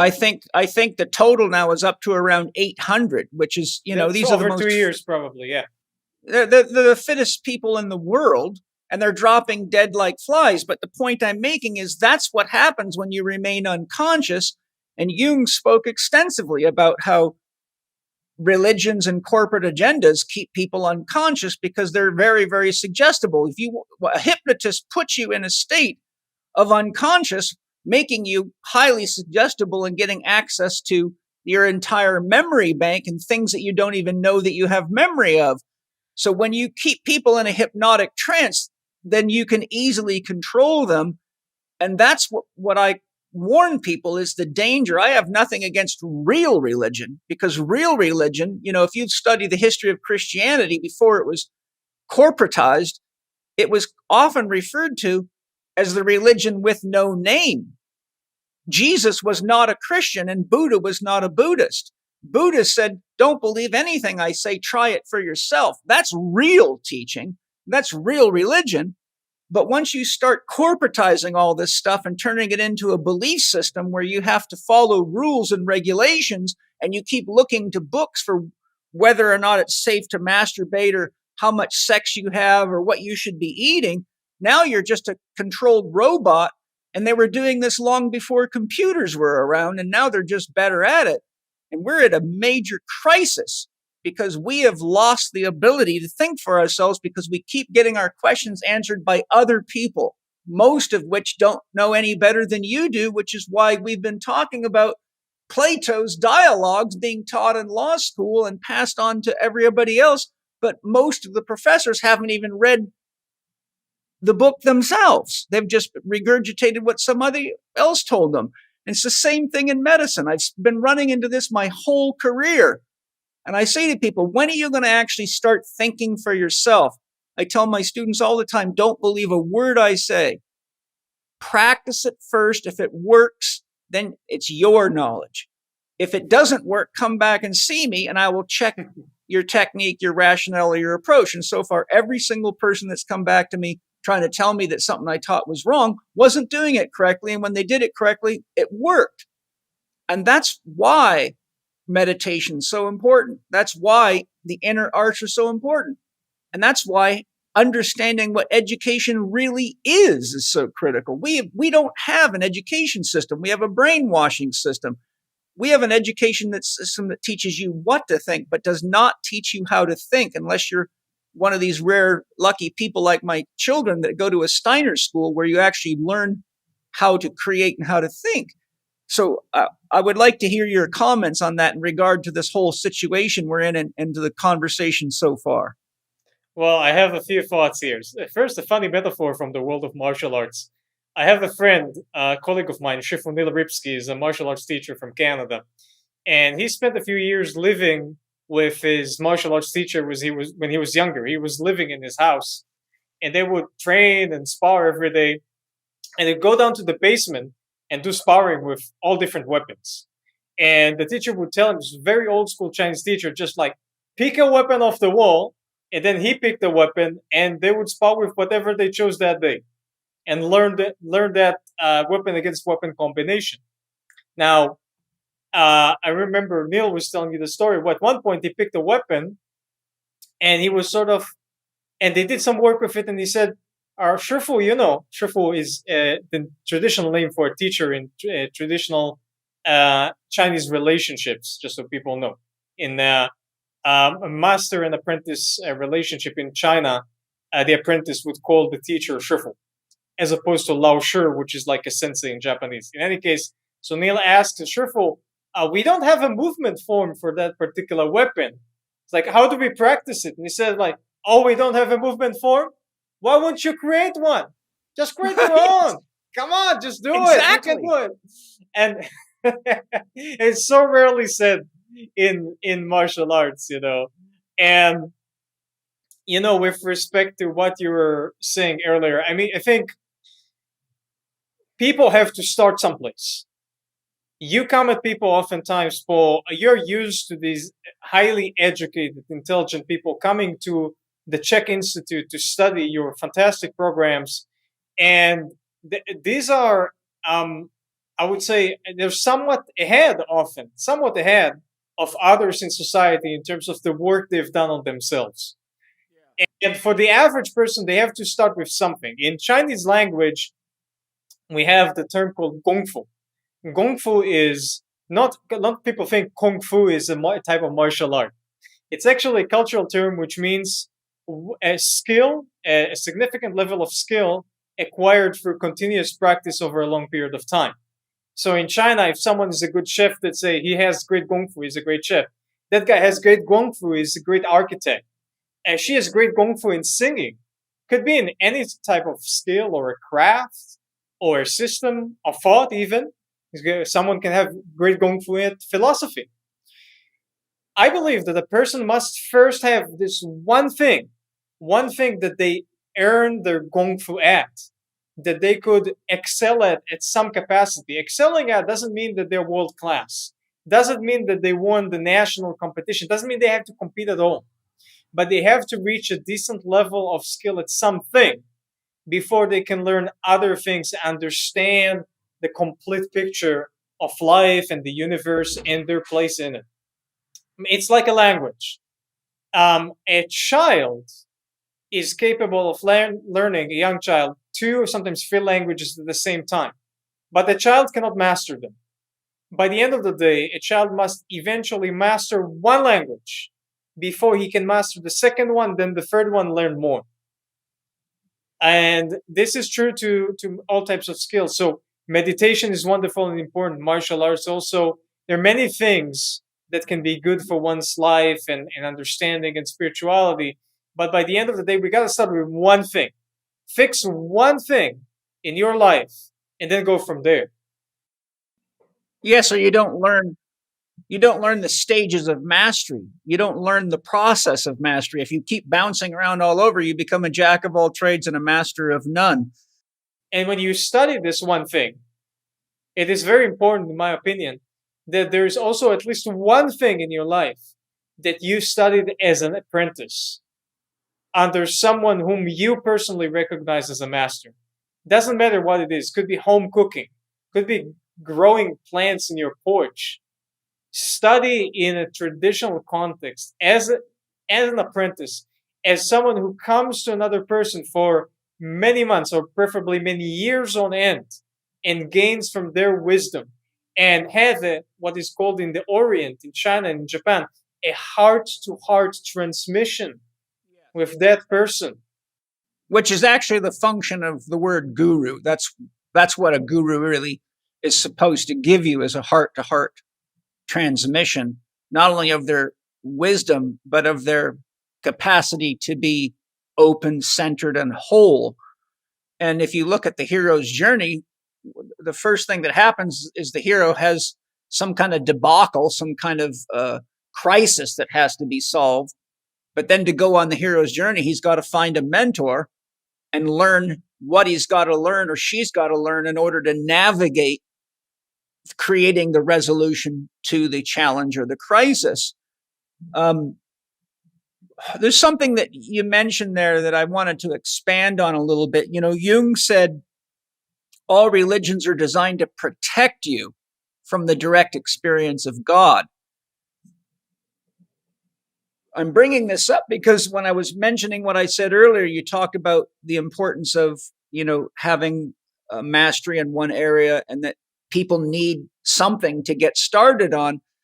And when you look at how a mind works, we all get indoctrinated as children into the ways of our family, the ways of their religion, or not religion, atheism, whatever, philosophy. We have to come into the world with the people that we're with and get programmed with a set of ideas that allow us to interface with our environment. Because, for example, if you were just born with software that made you Chinese, but you're in an area where nobody spoke Chinese, you wouldn't be able to navigate. Nobody would understand you. You wouldn't understand them. So when Jung says religious systems are designed to protect you from the direct experience of God, what he's really saying is very deep, and most people aren't skilled enough or schooled enough to understand it. When you are born and you're indoctrinated into a religion, you're given a set of programs in your mind that are inevitably going to create conflict. And that conflict is when you begin the hero's journey, which really is essentially the same function as puberty, where you begin to reject your parents' ideas because the children are always one generation removed from the parents, and they don't have a head full of rigid ideas that prefigure their perception of everything. You know, if the old saying, if all you got in your pocket is a hammer, everything looks like a nail. Well, if all you've got in your head is a set of ideas that you've been using for 30 or 40 years, but you haven't noticed how the environment's changing, you get the same dilemma that happened when I was younger and computers first started to be popular. And it got to the point where if you didn't know how to use a computer, you pretty much couldn't get a job anywhere, but people hated it because they were stuck in their old ways and they resisted and resented computers. And many of them just fell to the wayside of society because they weren't willing to upgrade. Now, take a parent with the same mindset. Well, if children behave that way, then nobody that makes computers would have any money because nobody would have bought them and technology would not have advanced. So now you have kids that by the time they're 6 years of age have to teach their parents how to use their iPhone and how to use their computers because they're far more open and advanced and they're receptive to new concepts and ideas. But when a child goes through puberty, it's a filtration process where it says, mom and dad's ideas about sex are outdated. Mom and dad's beliefs about God, they don't serve me. I feel like I'm in a straitjacket. Mom and dad's ideas about food aren't working for them. They're both unhealthy and out of shape. And mom and dad's ideas about exercise aren't working either. But mom and dad's ideas about morals and ethics and about how to manage money have worked well for them. And I can see that that's worth keeping. So we go through this filtration process. So what religion does is it actually builds an ego by giving you a bunch of ideas that help you identify who you are as an individual and who your group is. So that's the egocentric level of consciousness. And then the ethnocentric means my group. And most religions are ethnocentric. It's my group against your group. That's what religious war comes from. But once the person reaches a level of spiritual maturity and individuation where they realize that what's written in the books and what people are doing around them isn't getting them the fulfillment in their heart or the filling the emptiness, that's when their hero's journey really begins. And that's when they have to begin to lose their mind to recreate their mind. So Jung's saying that all religious systems are designed to protect you from the direct experience of God. The direct experience of God is complete annihilation of the ego or the mind, because God is beyond mind. God cannot be conceived of as a mental construct, or you have an idea, you don't have an experience of God. But looking at that from an educational perspective, you could say all programming helps you build an identity, which then becomes limiting, becomes stifling. And in order for you to reinvent yourself, you have to go beyond the ideas that you were programmed with. And that's where an inventor comes in. That's where novel ideas come in. That's where your martial arts teacher says, well, then quit asking for a form, invent one. Use your own intuition, use your own creativity, quit being stupid. Hi, everybody. Symbiotica just came out with a new product that I got to test, and I want to tell you about it because a lot of you are like me. You got some aches and pains. I've been around for a while and been thrown off horses, motorcycles, and all sorts of things. And there's an area in my body that hurts quite a lot due to having 2 discs blown out, and that's my lower cervical spine. And Shervin just showed up to visit me with his beautiful partner, Jamie, and handed me this bottle of Ultimate Pain Balm. And he said, Paul, try this. And I put it on my neck, and within seconds, my pain was gone. But even better, I felt like all my chakras are opening up and I'm being tapped into nature. So, Shervin, what did you do? How did you do that? Because this is really good. It smells amazing. I mean, I don't really have words. I might just go mute here because I'm smelling it and it's taking me into some mystical journey. I mean, look at the color of it. It's beautiful. It looks like turquoise. What, turquoise, maybe? Yeah, kind of. That's called blue tansy, which is a very, very rare flower. Yeah. And we use the essence of blue tansy. It goes with pain relief. Mm-hmm. Blue is cooling. This is an organic artisan blend of some of the most powerful topical medicinals in the world. And its ability to penetrate and create immediate effect is just absolutely stunning. Yeah, it's acting on an energetic level immediately. It really does. And, for people that are having breathing issues, children that are having breathing issues, instead of the Vicks rub, which is filled with chemicals and all kinds of stuff, we put that on the chest, put it anywhere on the body. Sometimes I put it a little bit under my nose. It opens up my sinuses. It's very potent. So someone like, men, we don't want to put that on our fingers and put it in our private area, if you know what I mean. Yeah, you have a hot rod. Yeah, absolutely. It's a journey. It's never been done before at this level. Mm-hmm. It's sitting in Myron glass, just like, most of our stuff. Yeah. And I'm very happy with where we're at with this. People are having the best reviews, and it's a go-to for me every day. So it's great for muscle pain, joint pain, anything else? Burns, cuts, anything. Restricted breathing. Yep, restricted breathing. Put it on the chest. Headaches. A lot of people are getting cluster headaches because they're not mineralized properly or they're out of alignment. This can open up those senses and allow clarity. I look at it as it opens up the highways of life from within. Plus, it's hard to get a good pain balm that's all organic. So Absolutely. It's nice to know you can put something on your body that's clean. Yeah. I can tell you, I tried it. I'm not easy to impress. And I'm sitting here right now with no pain in my neck and this feeling of a fullness of energy. And it's definitely worth trying if you want a little backup in your toolkit for when things are aching or if you have some old chronic stuff like I do. So go to cymbiotика.com and on checkout, use the code CHEK15 to get your 15% Living 4D discount. You will find this very impressive. I sure did. This is your medicine journey. There it is. You are speaking about something that I would personally start referring to in recent years, the re-examination of so-called ancient ideas. Now, by that, I don't mean necessarily ideas that come from many generations ago, but that are ancient in your life and in your psyche. Like the wheel. I have a fantastic example from recent times. So last week, after class, I was sitting with students and giving them a lecture about something, and had arisen this topic of the use of recreational drugs and also of ayahuasca. Now, I personally do not use any drugs. Now, what is a drug? I mean, I take a lot of Chinese herbs, and these are types of drugs. Drugs could be a lot of things. And drug, by definition, Jonathan, a drug is anything that modulates the function of a cell. So every food you eat, anything with any chemicals in it, sugar, flour, water, they all modulate the function of a cell. So by definition, everything is a drug if you really want to be technically accurate. But I understand what you mean, and so do the audience. You mean mind-altering drugs is what you're talking about. Yeah, but I agree with you. And despite it's not that I've not taken drugs. I've taken some drugs, but it's not my thing. But nonetheless, I do support the full legalization of nearly any and all substances, except for the ones that are specifically addictive, intended to do harm unto people.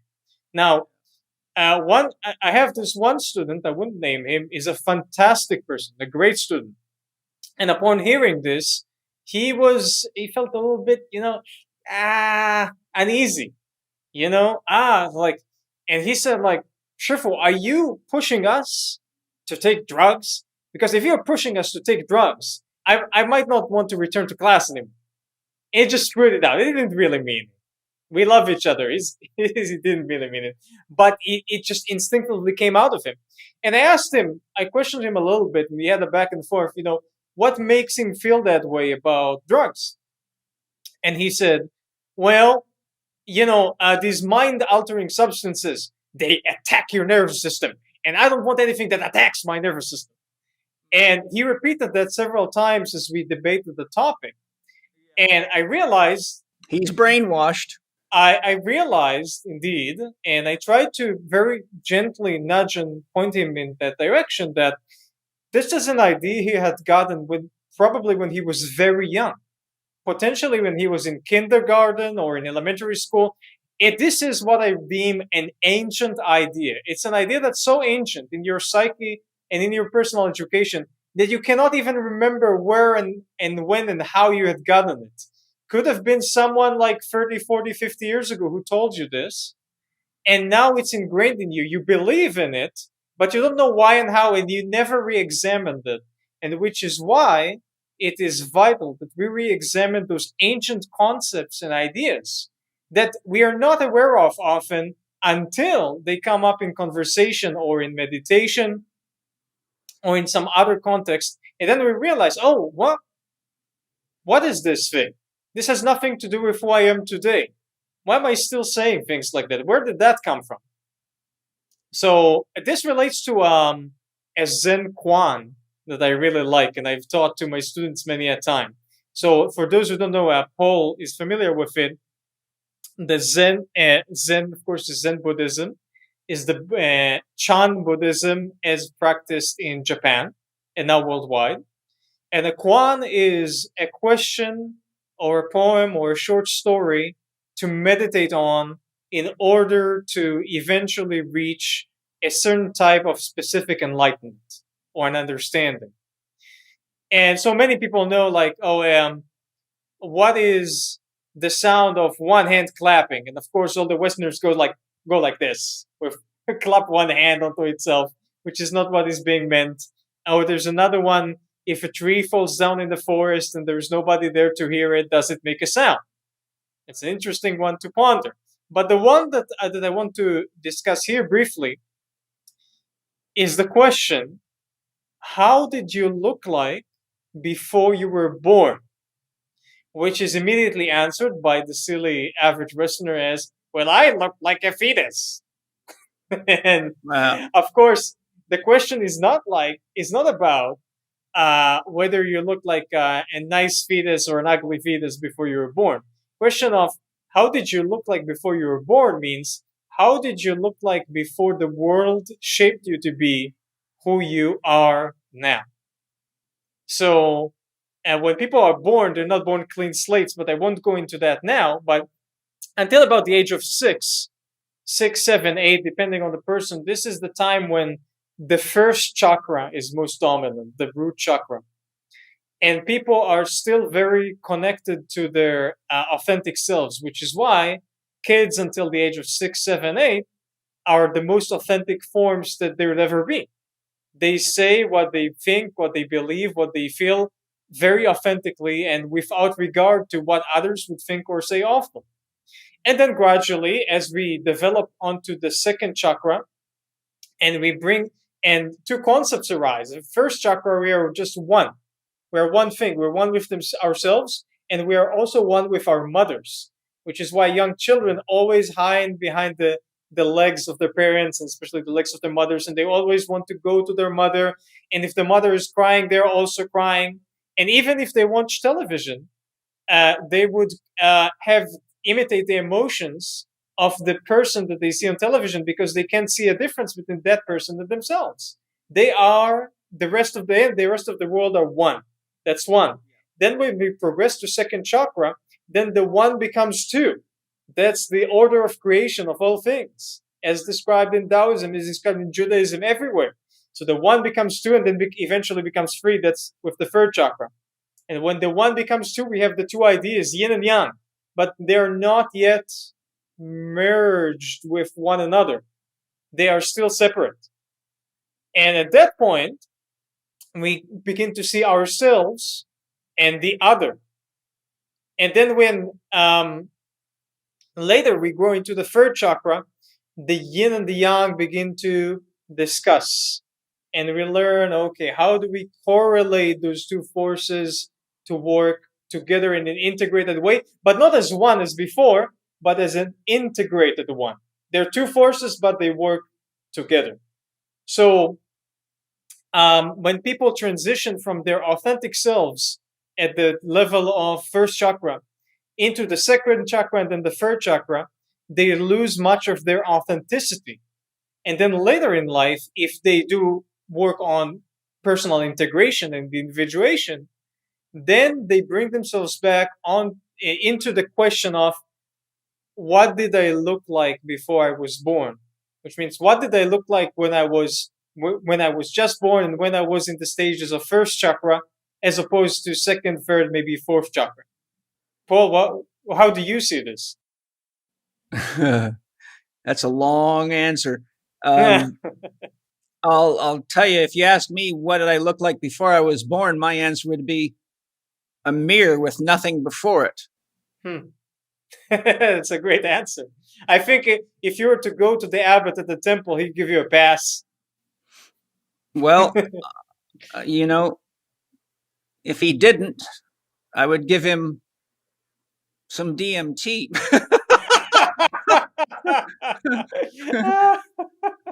And say, here, investigate for yourself. As Terence McKenna says, you can either sweep the monastery floor for 7 years or do one hit of DMT. It's up to you. I'm not promoting DMT. It's very dangerous. I've known 6 people now to die using it, but I've made it there through Tai Chi and meditation. I've made complete penetration into non-duality. And so the reason I gave the answer that I did is because God is the ultimate living mirror. Everything in existence is God expressing itself in form, and behind form is no form. And so what is a mirror? That which reflects anything before it. But if you have a mirror with nothing in front of it, then you have nothing but pure potential. And ultimately, that would be my answer. Before I was born, I was pure potential, and the world dreamed me and everybody else into existence. But one of the things I wanted to get to, because I'm very curious, and we only have about 15 minutes left. You wanted to tell a story, and I believe it's called The Whole, and you felt it addresses a lot of the issues of corruption today. Would you like to tell that story? Yeah, sure. That's from your book, Exceptional Ideas About Humanity. I think that would be a great way to bring our dialogue together. Now, you and I have only kind of touched on less than half the questions, and I personally really enjoy dialoguing with you, and I love your depth and breadth of knowledge. So I'm just going to call this part one of a potentially unknown number of podcasts, because I think it's important for people to hear people like you that has got a degree in law, has a deep, deep understanding of martial arts and spiritual developments, traveled the world. And, you're, Jonathan, one of the reasons I love you is that you're like me. You don't just take people's word as it's written or just because they say it. You go investigate things for yourself. And, that to me, that's real knowledge. One of the things that drives me the loopiest is people that just regurgitate stuff out of books and pretend they really know their stuff. And I've had many, many students come at me with thousands of arguments that they were so dead sure of. And the first thing I do is I ask them, how many people has that really worked for that you can bring to me in person? And I've never had a single one of them be able to bring me any objective evidence. I say, what you're doing is the reason the education system is failing. If you really want to be educated and have a dialogue with somebody like me, then don't just cut and paste shit from some book and pretend you know what you're talking about, because you're going to be faced with a real challenge. People are going to expect you to be capable of demonstrating that knowledge in practical ways. And when you cannot do it, then you're going to actually put yourself in a very dangerous position that can ruin your credibility. So that said, tell us the story of The Whole. Momentarily, just a few words prior to it, I just want to say The Whole is a story about the corruption of society for several generations over a recurring theme. So this is a continuation of the things that I've been talking about with regard to Plato's Republic and Spangler's view of the development and the decline of civilization. And the story follows 3 generations of people and then successive generations, and the manner in which a lie and the keeping away of a truth can shape society to transform entirely in unpredictable ways. So without further ado, let's do a reading. The Whole. In the beginning, there was a hole. After all, a hole is the typical receptacle for secrets. The time was when the country was first established, and the young man sought to hide his family's jewelry. The government was collecting all things gold from the citizenry, but the precious items that the man had were the heirlooms of his ancestors, and he did not wish to share them with others. Yes, the country was a democracy, but also a poor one. Yes, the man was patriotic, but risking his life in the War of Independence seemed sufficiently patriotic. The hall was thus filled with the jewelry, that is. As commonly happens in life, morality and justice are as murky as the wet soil with which the hall was covered. That man sadly died from illness a few years later, when his son was but a boy, as we are here the second generation of the son. Necessity bent the arm of nostalgia, and so that jewelry from the hall was sold, and the family bought and built a business with the money they had earned from the transaction. Over the years, the business flourished, became a nationwide monopoly, and the family enriched itself beyond measure, all with the money yielded by their departure from the jewelry, which was once hid in the hall. Decades passed. The son of the man who dug a hole became the chief of the nation's intelligence agency, owed partly to the terrific education received from expensive private tutors in earlier years. Of course, the jewelry from the hole covered those tutors. The son remembered that a true treasure is to be placed in a hole for good luck. Therefore, the son, who was the head of the intelligence agency, reminding you, decided to dig a hole, a really big hole called a bunker, to safeguard all of the nation's top leadership in a time of great crisis. That place, burrowed deep in the mountains, was unceremoniously called the hole. It would have served to keep safe from everyone else and those which were prized by the state. That and those which were prized by the state. In honor of his father, the son placed a small picture of him near the entrance, for his deed was the original inspiration and enabling force behind the initiative.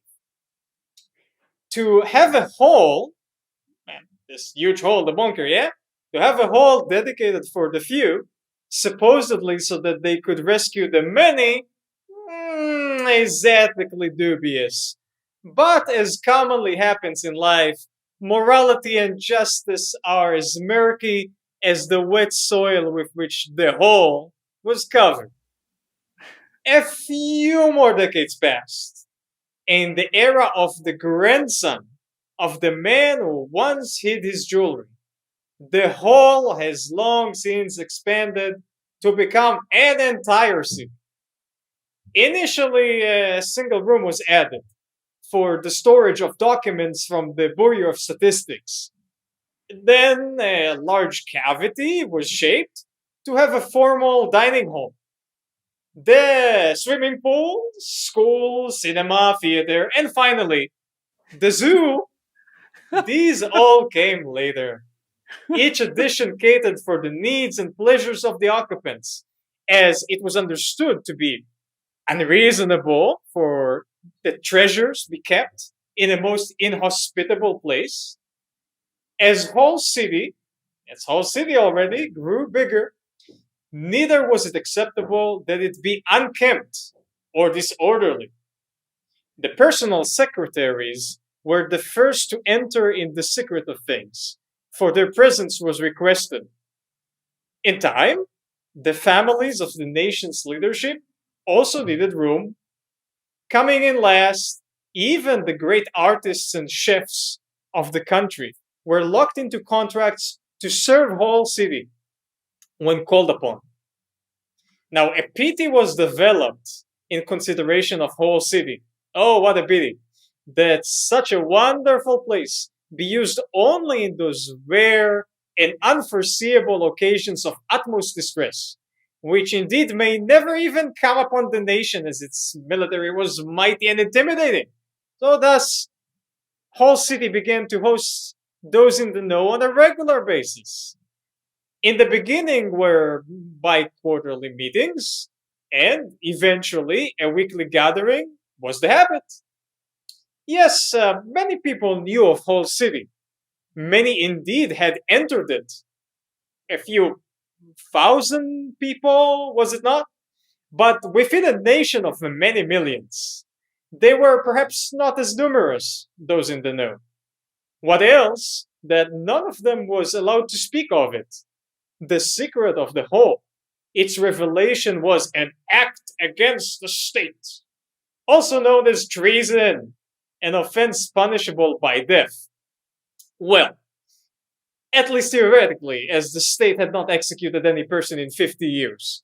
But the threat of telling others about the whole was sufficient to induce the necessary fear, and besides, to know of whole city meant to partake in that glorious establishment, to be a member of that most illustrious of social clubs.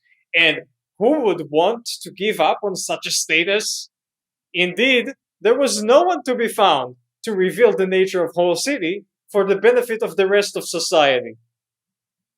Inspired by the original whole, which expanded into whole city, in time, every ministry of the government demanded to have its own whole city. And then, every large municipality desired likewise. In several generations, dozens of whole cities were dug. Not that their dwellers preferred the underground lifestyle entirely. No. Now, most of them would have loved to remain basking in the sun. But the many whole cities required an industry, and that industry had long since polluted the air and the water. The powerful economy, which had once enabled the construction of whole cities, was by then in shambles, as the politicians were busy allotting and allocating resources to this tunneling pet project of theirs. Quite literally, the resources of the land were excavated, processed above ground, and then reinstated beneath the earth until not much else could be used. Even the food now had to be grown where once not even the roots would reach. Finally, the ordinary citizenry had mostly perished, and the people of whole cities who were born and died in such places had entirely forgotten about the existence of the surface. When a handful of them occasionally traveled up every few months, the journey was treated as if they had been visiting another planet, a novelty for the brave and the foolish. A large portrait, the breadth and width of several people, hung at the center of every whole city. It always looked the same. A man in his 30s, rugged and farmerly, with bright eyes and a big smile, leaning over in his backyard, bearing golden objects. That's what the painting always looked like. His name was long ago forgotten, but the people knew that he was the forefather of their underground city-states. He was thus nicknamed Grandpa Digger. Every year on digging day, each child would take a small object of affection to go and take it to one of the deepest caverns and bury it there, without telling anybody where he or she had put it. That the children were educated from youth of the importance of keeping secrets from others was once questionable, though by then a tradition. But as commonly happens in life, morality and justice are as murky as the wet soil with which the holes were covered. I love it. It's so, there is, when I look at that as a therapist and looking at it archetypally and symbolically, that's a very powerful archetypal story that can have many, many meanings, all of which can be seemingly different yet very true. For example, he had to bury his treasure to protect his rights and freedoms. He didn't want to give it away to the collective or to the king. The whole can represent the unconscious, which is unconscious, but yet it's what's doing most of the creative work that creates everything. We got 30 billion biochemical reactions a second that are all directed by the unconscious mind. So as Nassim Haramein says, the unconscious should really be called the conscious. And since the conscious is very narrow and limited and gets us in a lot of trouble, it should be called the unconscious, because people that act unconsciously when they're using saws, power tools, cars, and drugs get themselves in a lot of trouble. So the story could be looked at from a Jungian perspective or a depth psychology perspective as a story of the constant back and forth between the conscious and the unconscious, and the attempt to find oneself, realize oneself, individuate, know what it means to be whole, have a self, and realize yourself as part of something bigger than yourself, but not lose yourself into it. So it also can be a story of the vacillation between yin and yang energies, yin, dark, in the cave, the whole, yang expression out. And so you see how the whole was the dark place of secrecy, but then it ends up being something that everybody ultimately ends up knowing about. So I could go on forever, but what a powerful story. Hi, everybody. I sure hope you're enjoying the podcast today. You know, it's sad that most people are either in too much of a rush to prepare fresh organic greens, be they vegetables or green fruits like fresh green apples, and end up grazing on inferior foods. But it comes with a cost. Nutrient depletion, reduced capacity to handle stress, reduced immune resilience, and you age more rapidly. But Organifi comes to our aid again with an amazingly tasty, nutritious addition, their new crispy apple green juice. But it's more than just another apple drink. It's packed with your favorite adaptogens and superfoods. Some key features of Organifi's new crisp apple green juice are delicious taste from organic crisp apples, organic whole apple sources, hand-picked, including Golden Delicious from Washington, Northern Spy, Macintosh, Ida Red, and Empire from Ontario, Canada.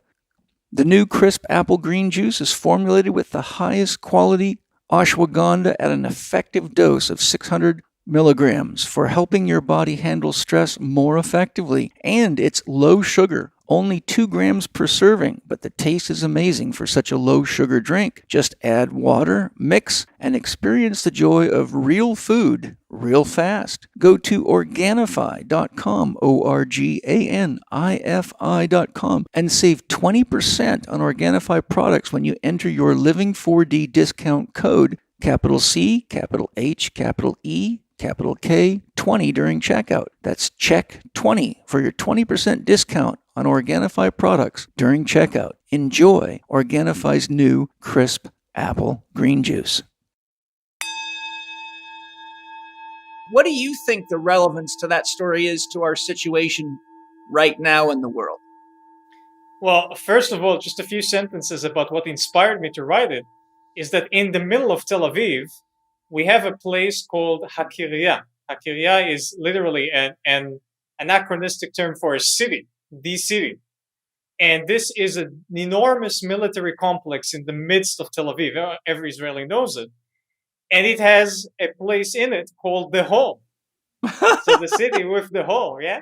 And they recently expanded the Hall to have a new series of halls because they wanted to sell the real estate to build residential and office buildings there. So they put everything underground. And I was looking at the hall a few years ago as they were constructing it. It was like, did you ever see a hall that's like 20 stories deep? It's amazing. And it was wide and enormous. So, and the more they dig those secrets in, the more of a deep state we have, like literally a deep state. They're dug deep in there. Yeah, so that's what's sparked the original idea for writing that particular story. And I should note, in my book, Exceptional Ideas About Humanity, there are only a handful of short stories. The rest are nonfiction chapters. Now, how is this story relevant to our time? It shows exactly how the World Economic Forum and the Great Reset agenda operate. They intend on building those holes. I bet they literally are building, they have bunkers. Oh, yeah. Yes, exactly. You build this hole and it's like a black hole in the ground, and the black hole has its own gravity. So it collects other people into it. But they don't want everybody to get in the hole. There's no room for everybody. So they just want to bring in the chefs and the artists and some other people they like and put them there. The rest can just basically burn. And then after the people on the surface burn, what are they left with? They're left with themselves, all the shitty people with major issues, all together inside those holes. And how does society develop, when they're all in there together? And the interesting thing is, it's all driven by a single lie or a single deceit or a single hiding act that itself is motivated by tyranny. So a person is asked to give away something which is very near and dear to them, the jewelry of their ancestors, and they have to hide it from those forces. But because of that, so there is a new ancestral dynamic being created. Initially, the jewelry themselves were the ancestral dynamic, but then the tyranny, which has led one in to put something in the hole, has created this karmic process that could transform an entire society. Much as in the case of Hitler, as many believe that in the First World War, when he was a soldier, he was injured by the gases, toxic gases used by the armies which were fighting Germany, perhaps by the French or the British, and that drove him mad. Prior to the First World War, Hitler was quite an average person and had artistic aspirations. And following the First World War, he got mad and eventually became this insane dictator. And which could have all been driven by just this one vile act of using gas on the battlefield. Transformed the lives of everyone on the planet. That's an amazing thing. And I'm fascinated by this process in history of how one act could shape the destiny of many indirectly. And sometimes we can point to that one act, and sometimes it is entirely unknown. And of course, we are shaped by many different forces. And I don't want to mean that a single person or a single act are the only things which shape history. Because in my view, I would like to say that we are also shaped very much so by the heavens, by the sun, by the solar system, by the planets and the earth included, traveling within the galaxy. These are also powerful forces affecting history. And Paul was just having a very interesting discussion with an astrology expert. Paul, what was his name again? Pardon, I forgot. Yeah, Ernst Wilhelm. So anyone interested can just look for my podcast with Ernst, E-R-N-S-T, Wilhelm. Yes, and Mr. Wilhelm, who is an expert on real astrology, is unfortunately much of astrology nowadays is charlatanism, and probably has always been, and it's fine. Most professions is charlatanism at any given time, so that's fine. But Ernst has given an overview which might interest some people as to how the heavens could potentially be a shared factor in the development of people and societies. Yeah, what a fantastic dialogue, and thank you, Jonathan. What one thing I would like you to do, if you can keep it brief, because otherwise I'm going to not get to eat lunch and I'm hungry. I had a hell of a good deadlift session this morning.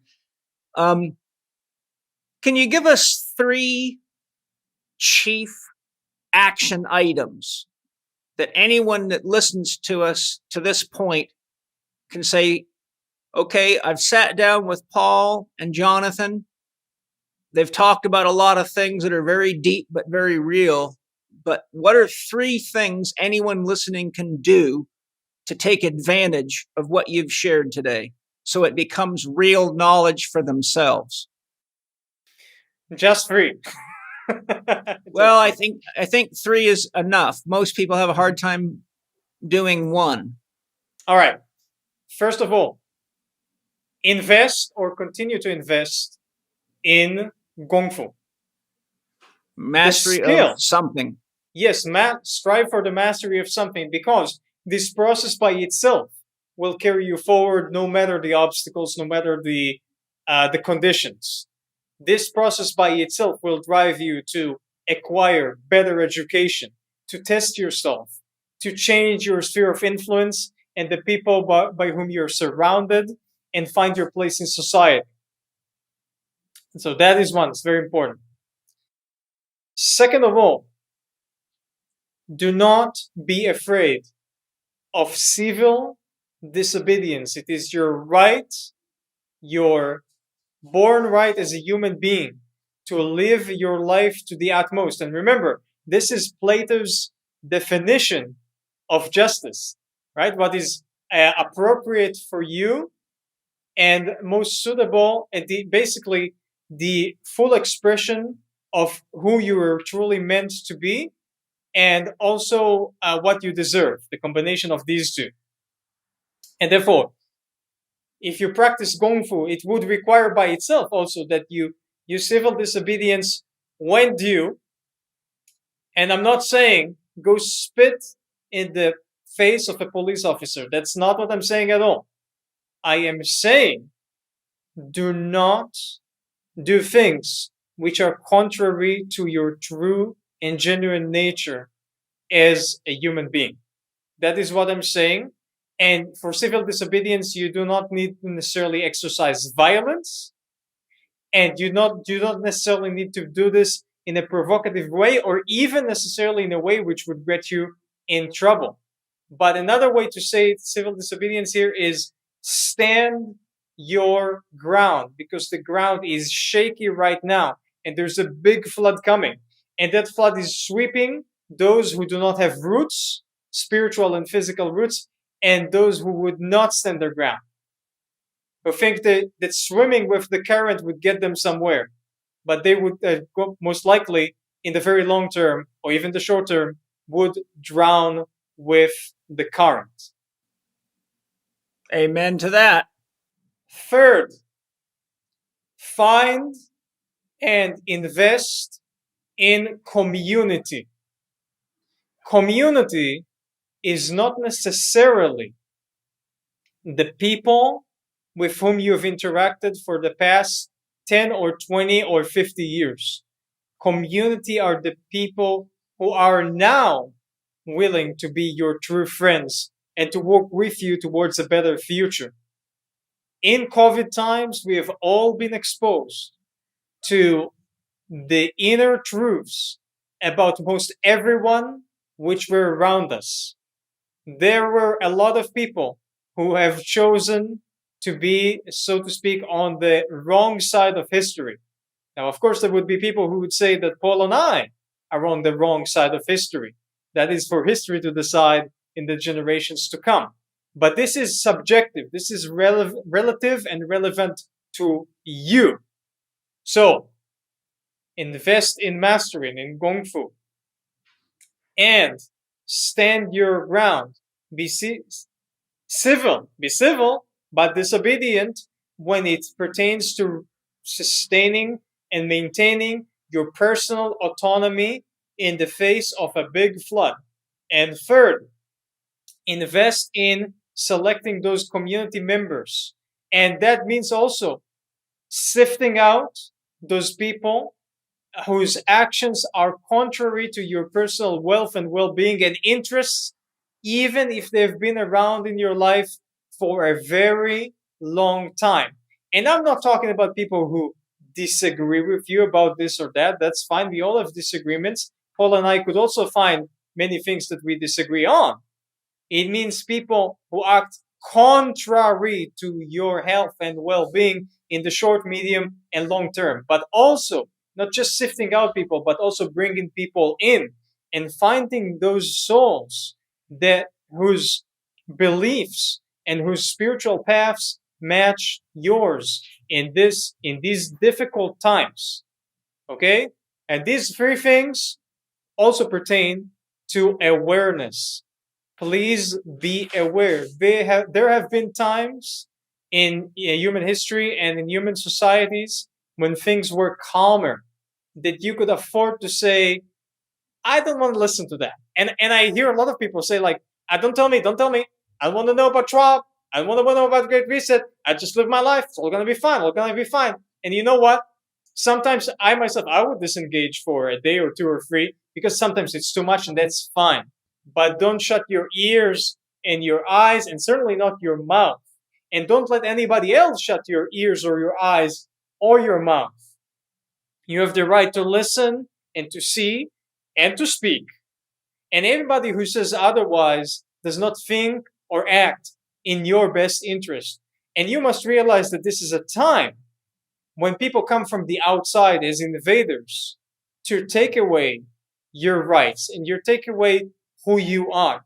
But if you have a core and if you invest in maintaining your core and being in touch with it, then you will persevere and most likely sustain yourself for this difficult time. And I want you to all to remember, and this is very important, I wanted to say this from the beginning of the podcast. If we were the citizens of, say, the country of Poland, especially Jewish Poles, but not just them, any Polish citizen living in the year 1939, September of 1939, at the eve of the German attack on Poland, the Second World War, things would have looked bleak at the level of this is the end. And later, when people even were taken to ghettos and concentration camps and death camps, they could see this as the end. But some survived. Oh, the occupation of Poland and the ghettos and the concentration camps and death camps. I'm not saying we're there, but some of these things might come about in new forms, not in the forms they were before. And at those times, people were thinking this is the end. And those who said that this is the end typically, usually did not survive. Now, they could not see what we see today, that across the ocean, the Americans were there to eventually come over and help out the war effort. The war effort. They could not see that Hitler would be crazy enough to attack Russia and that the Brits would sustain for several years of very harsh warfare. They could not see any of it because history is unpredictable. And the enormous flood being enacted right now by Schwab and Bill Gates and Soros and all of their companions, and Albert Bourla, the CEO of Pfizer, who's often and not often enough spoken about in this context. These people are pushing the envelope, literally. They're pushing it, might reach the end of the table and topple over. If you look at the Taiji symbol, and there's a yang, the correct way is the yang coming from the left and then transitions to yin on the right. Nothing can stay yang forever. The Nazis did not stay forever.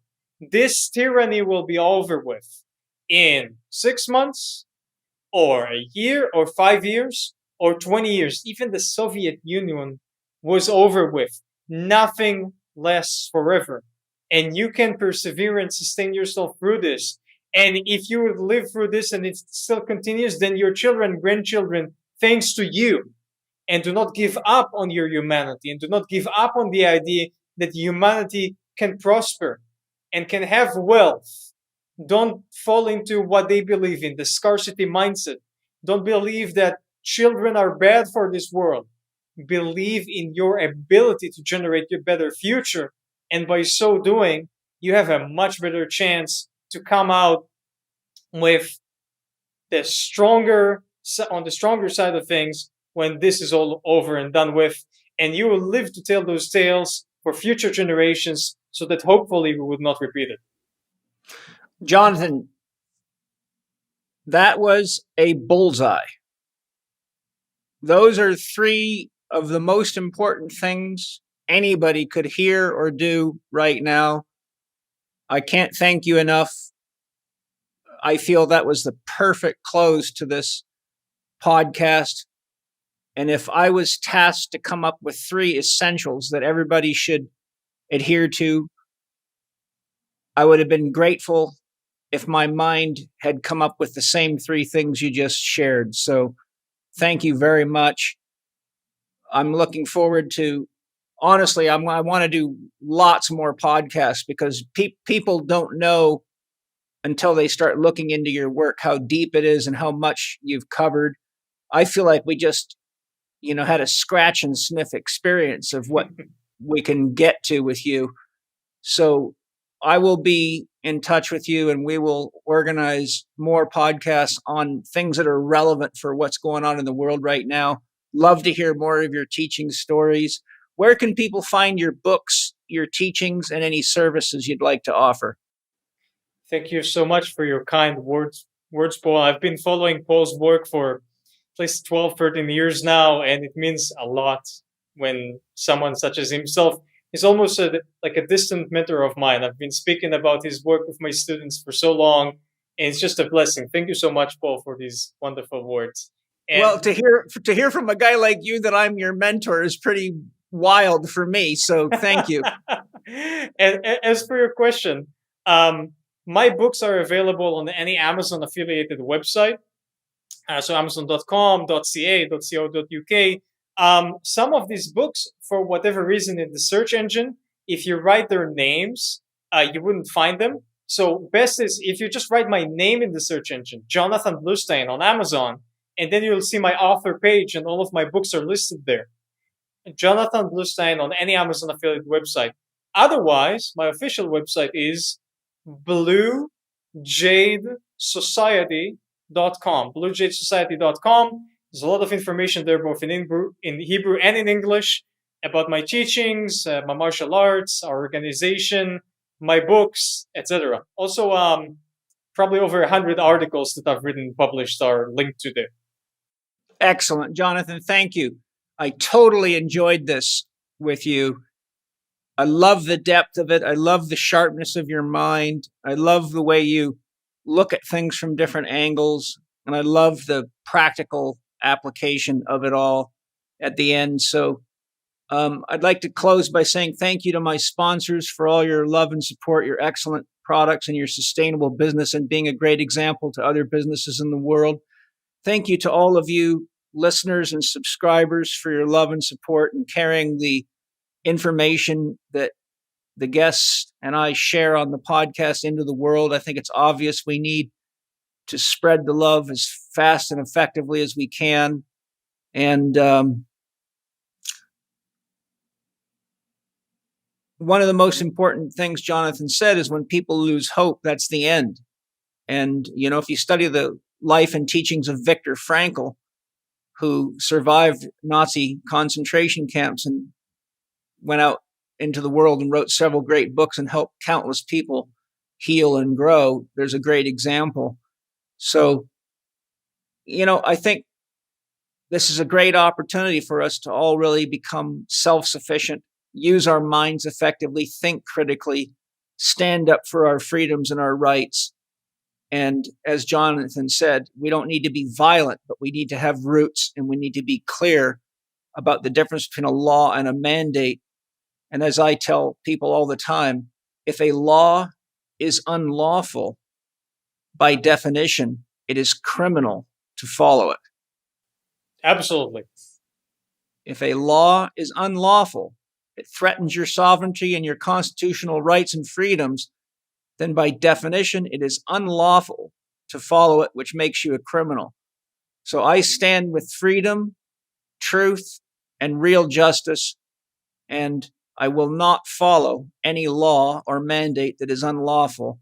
And all you got to do is look at what's happened to the people that have, and that should be plenty of handwriting on the wall. So, Jonathan, thank you. You're amazing. I send you lots of love and gratitude.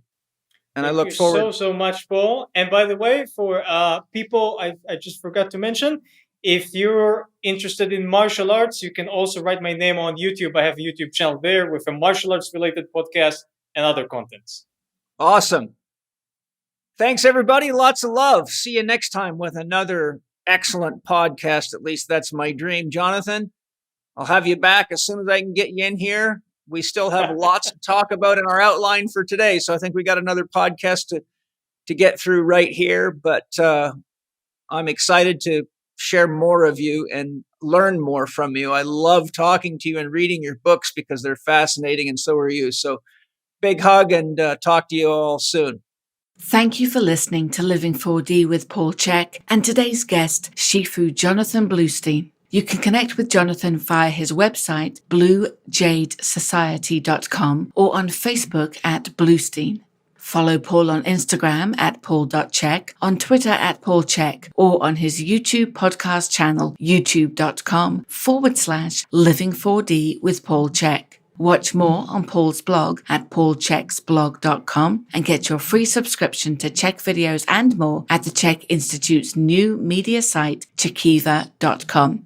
You can read the show notes and find links to the resources mentioned in this episode at chekinstitute.com/podcast. And if you enjoyed today's podcast, please consider leaving us a 5-star rating and a warm review at the top of the show page on Spotify or at the bottom of the show page if you are listening on Apple Podcast.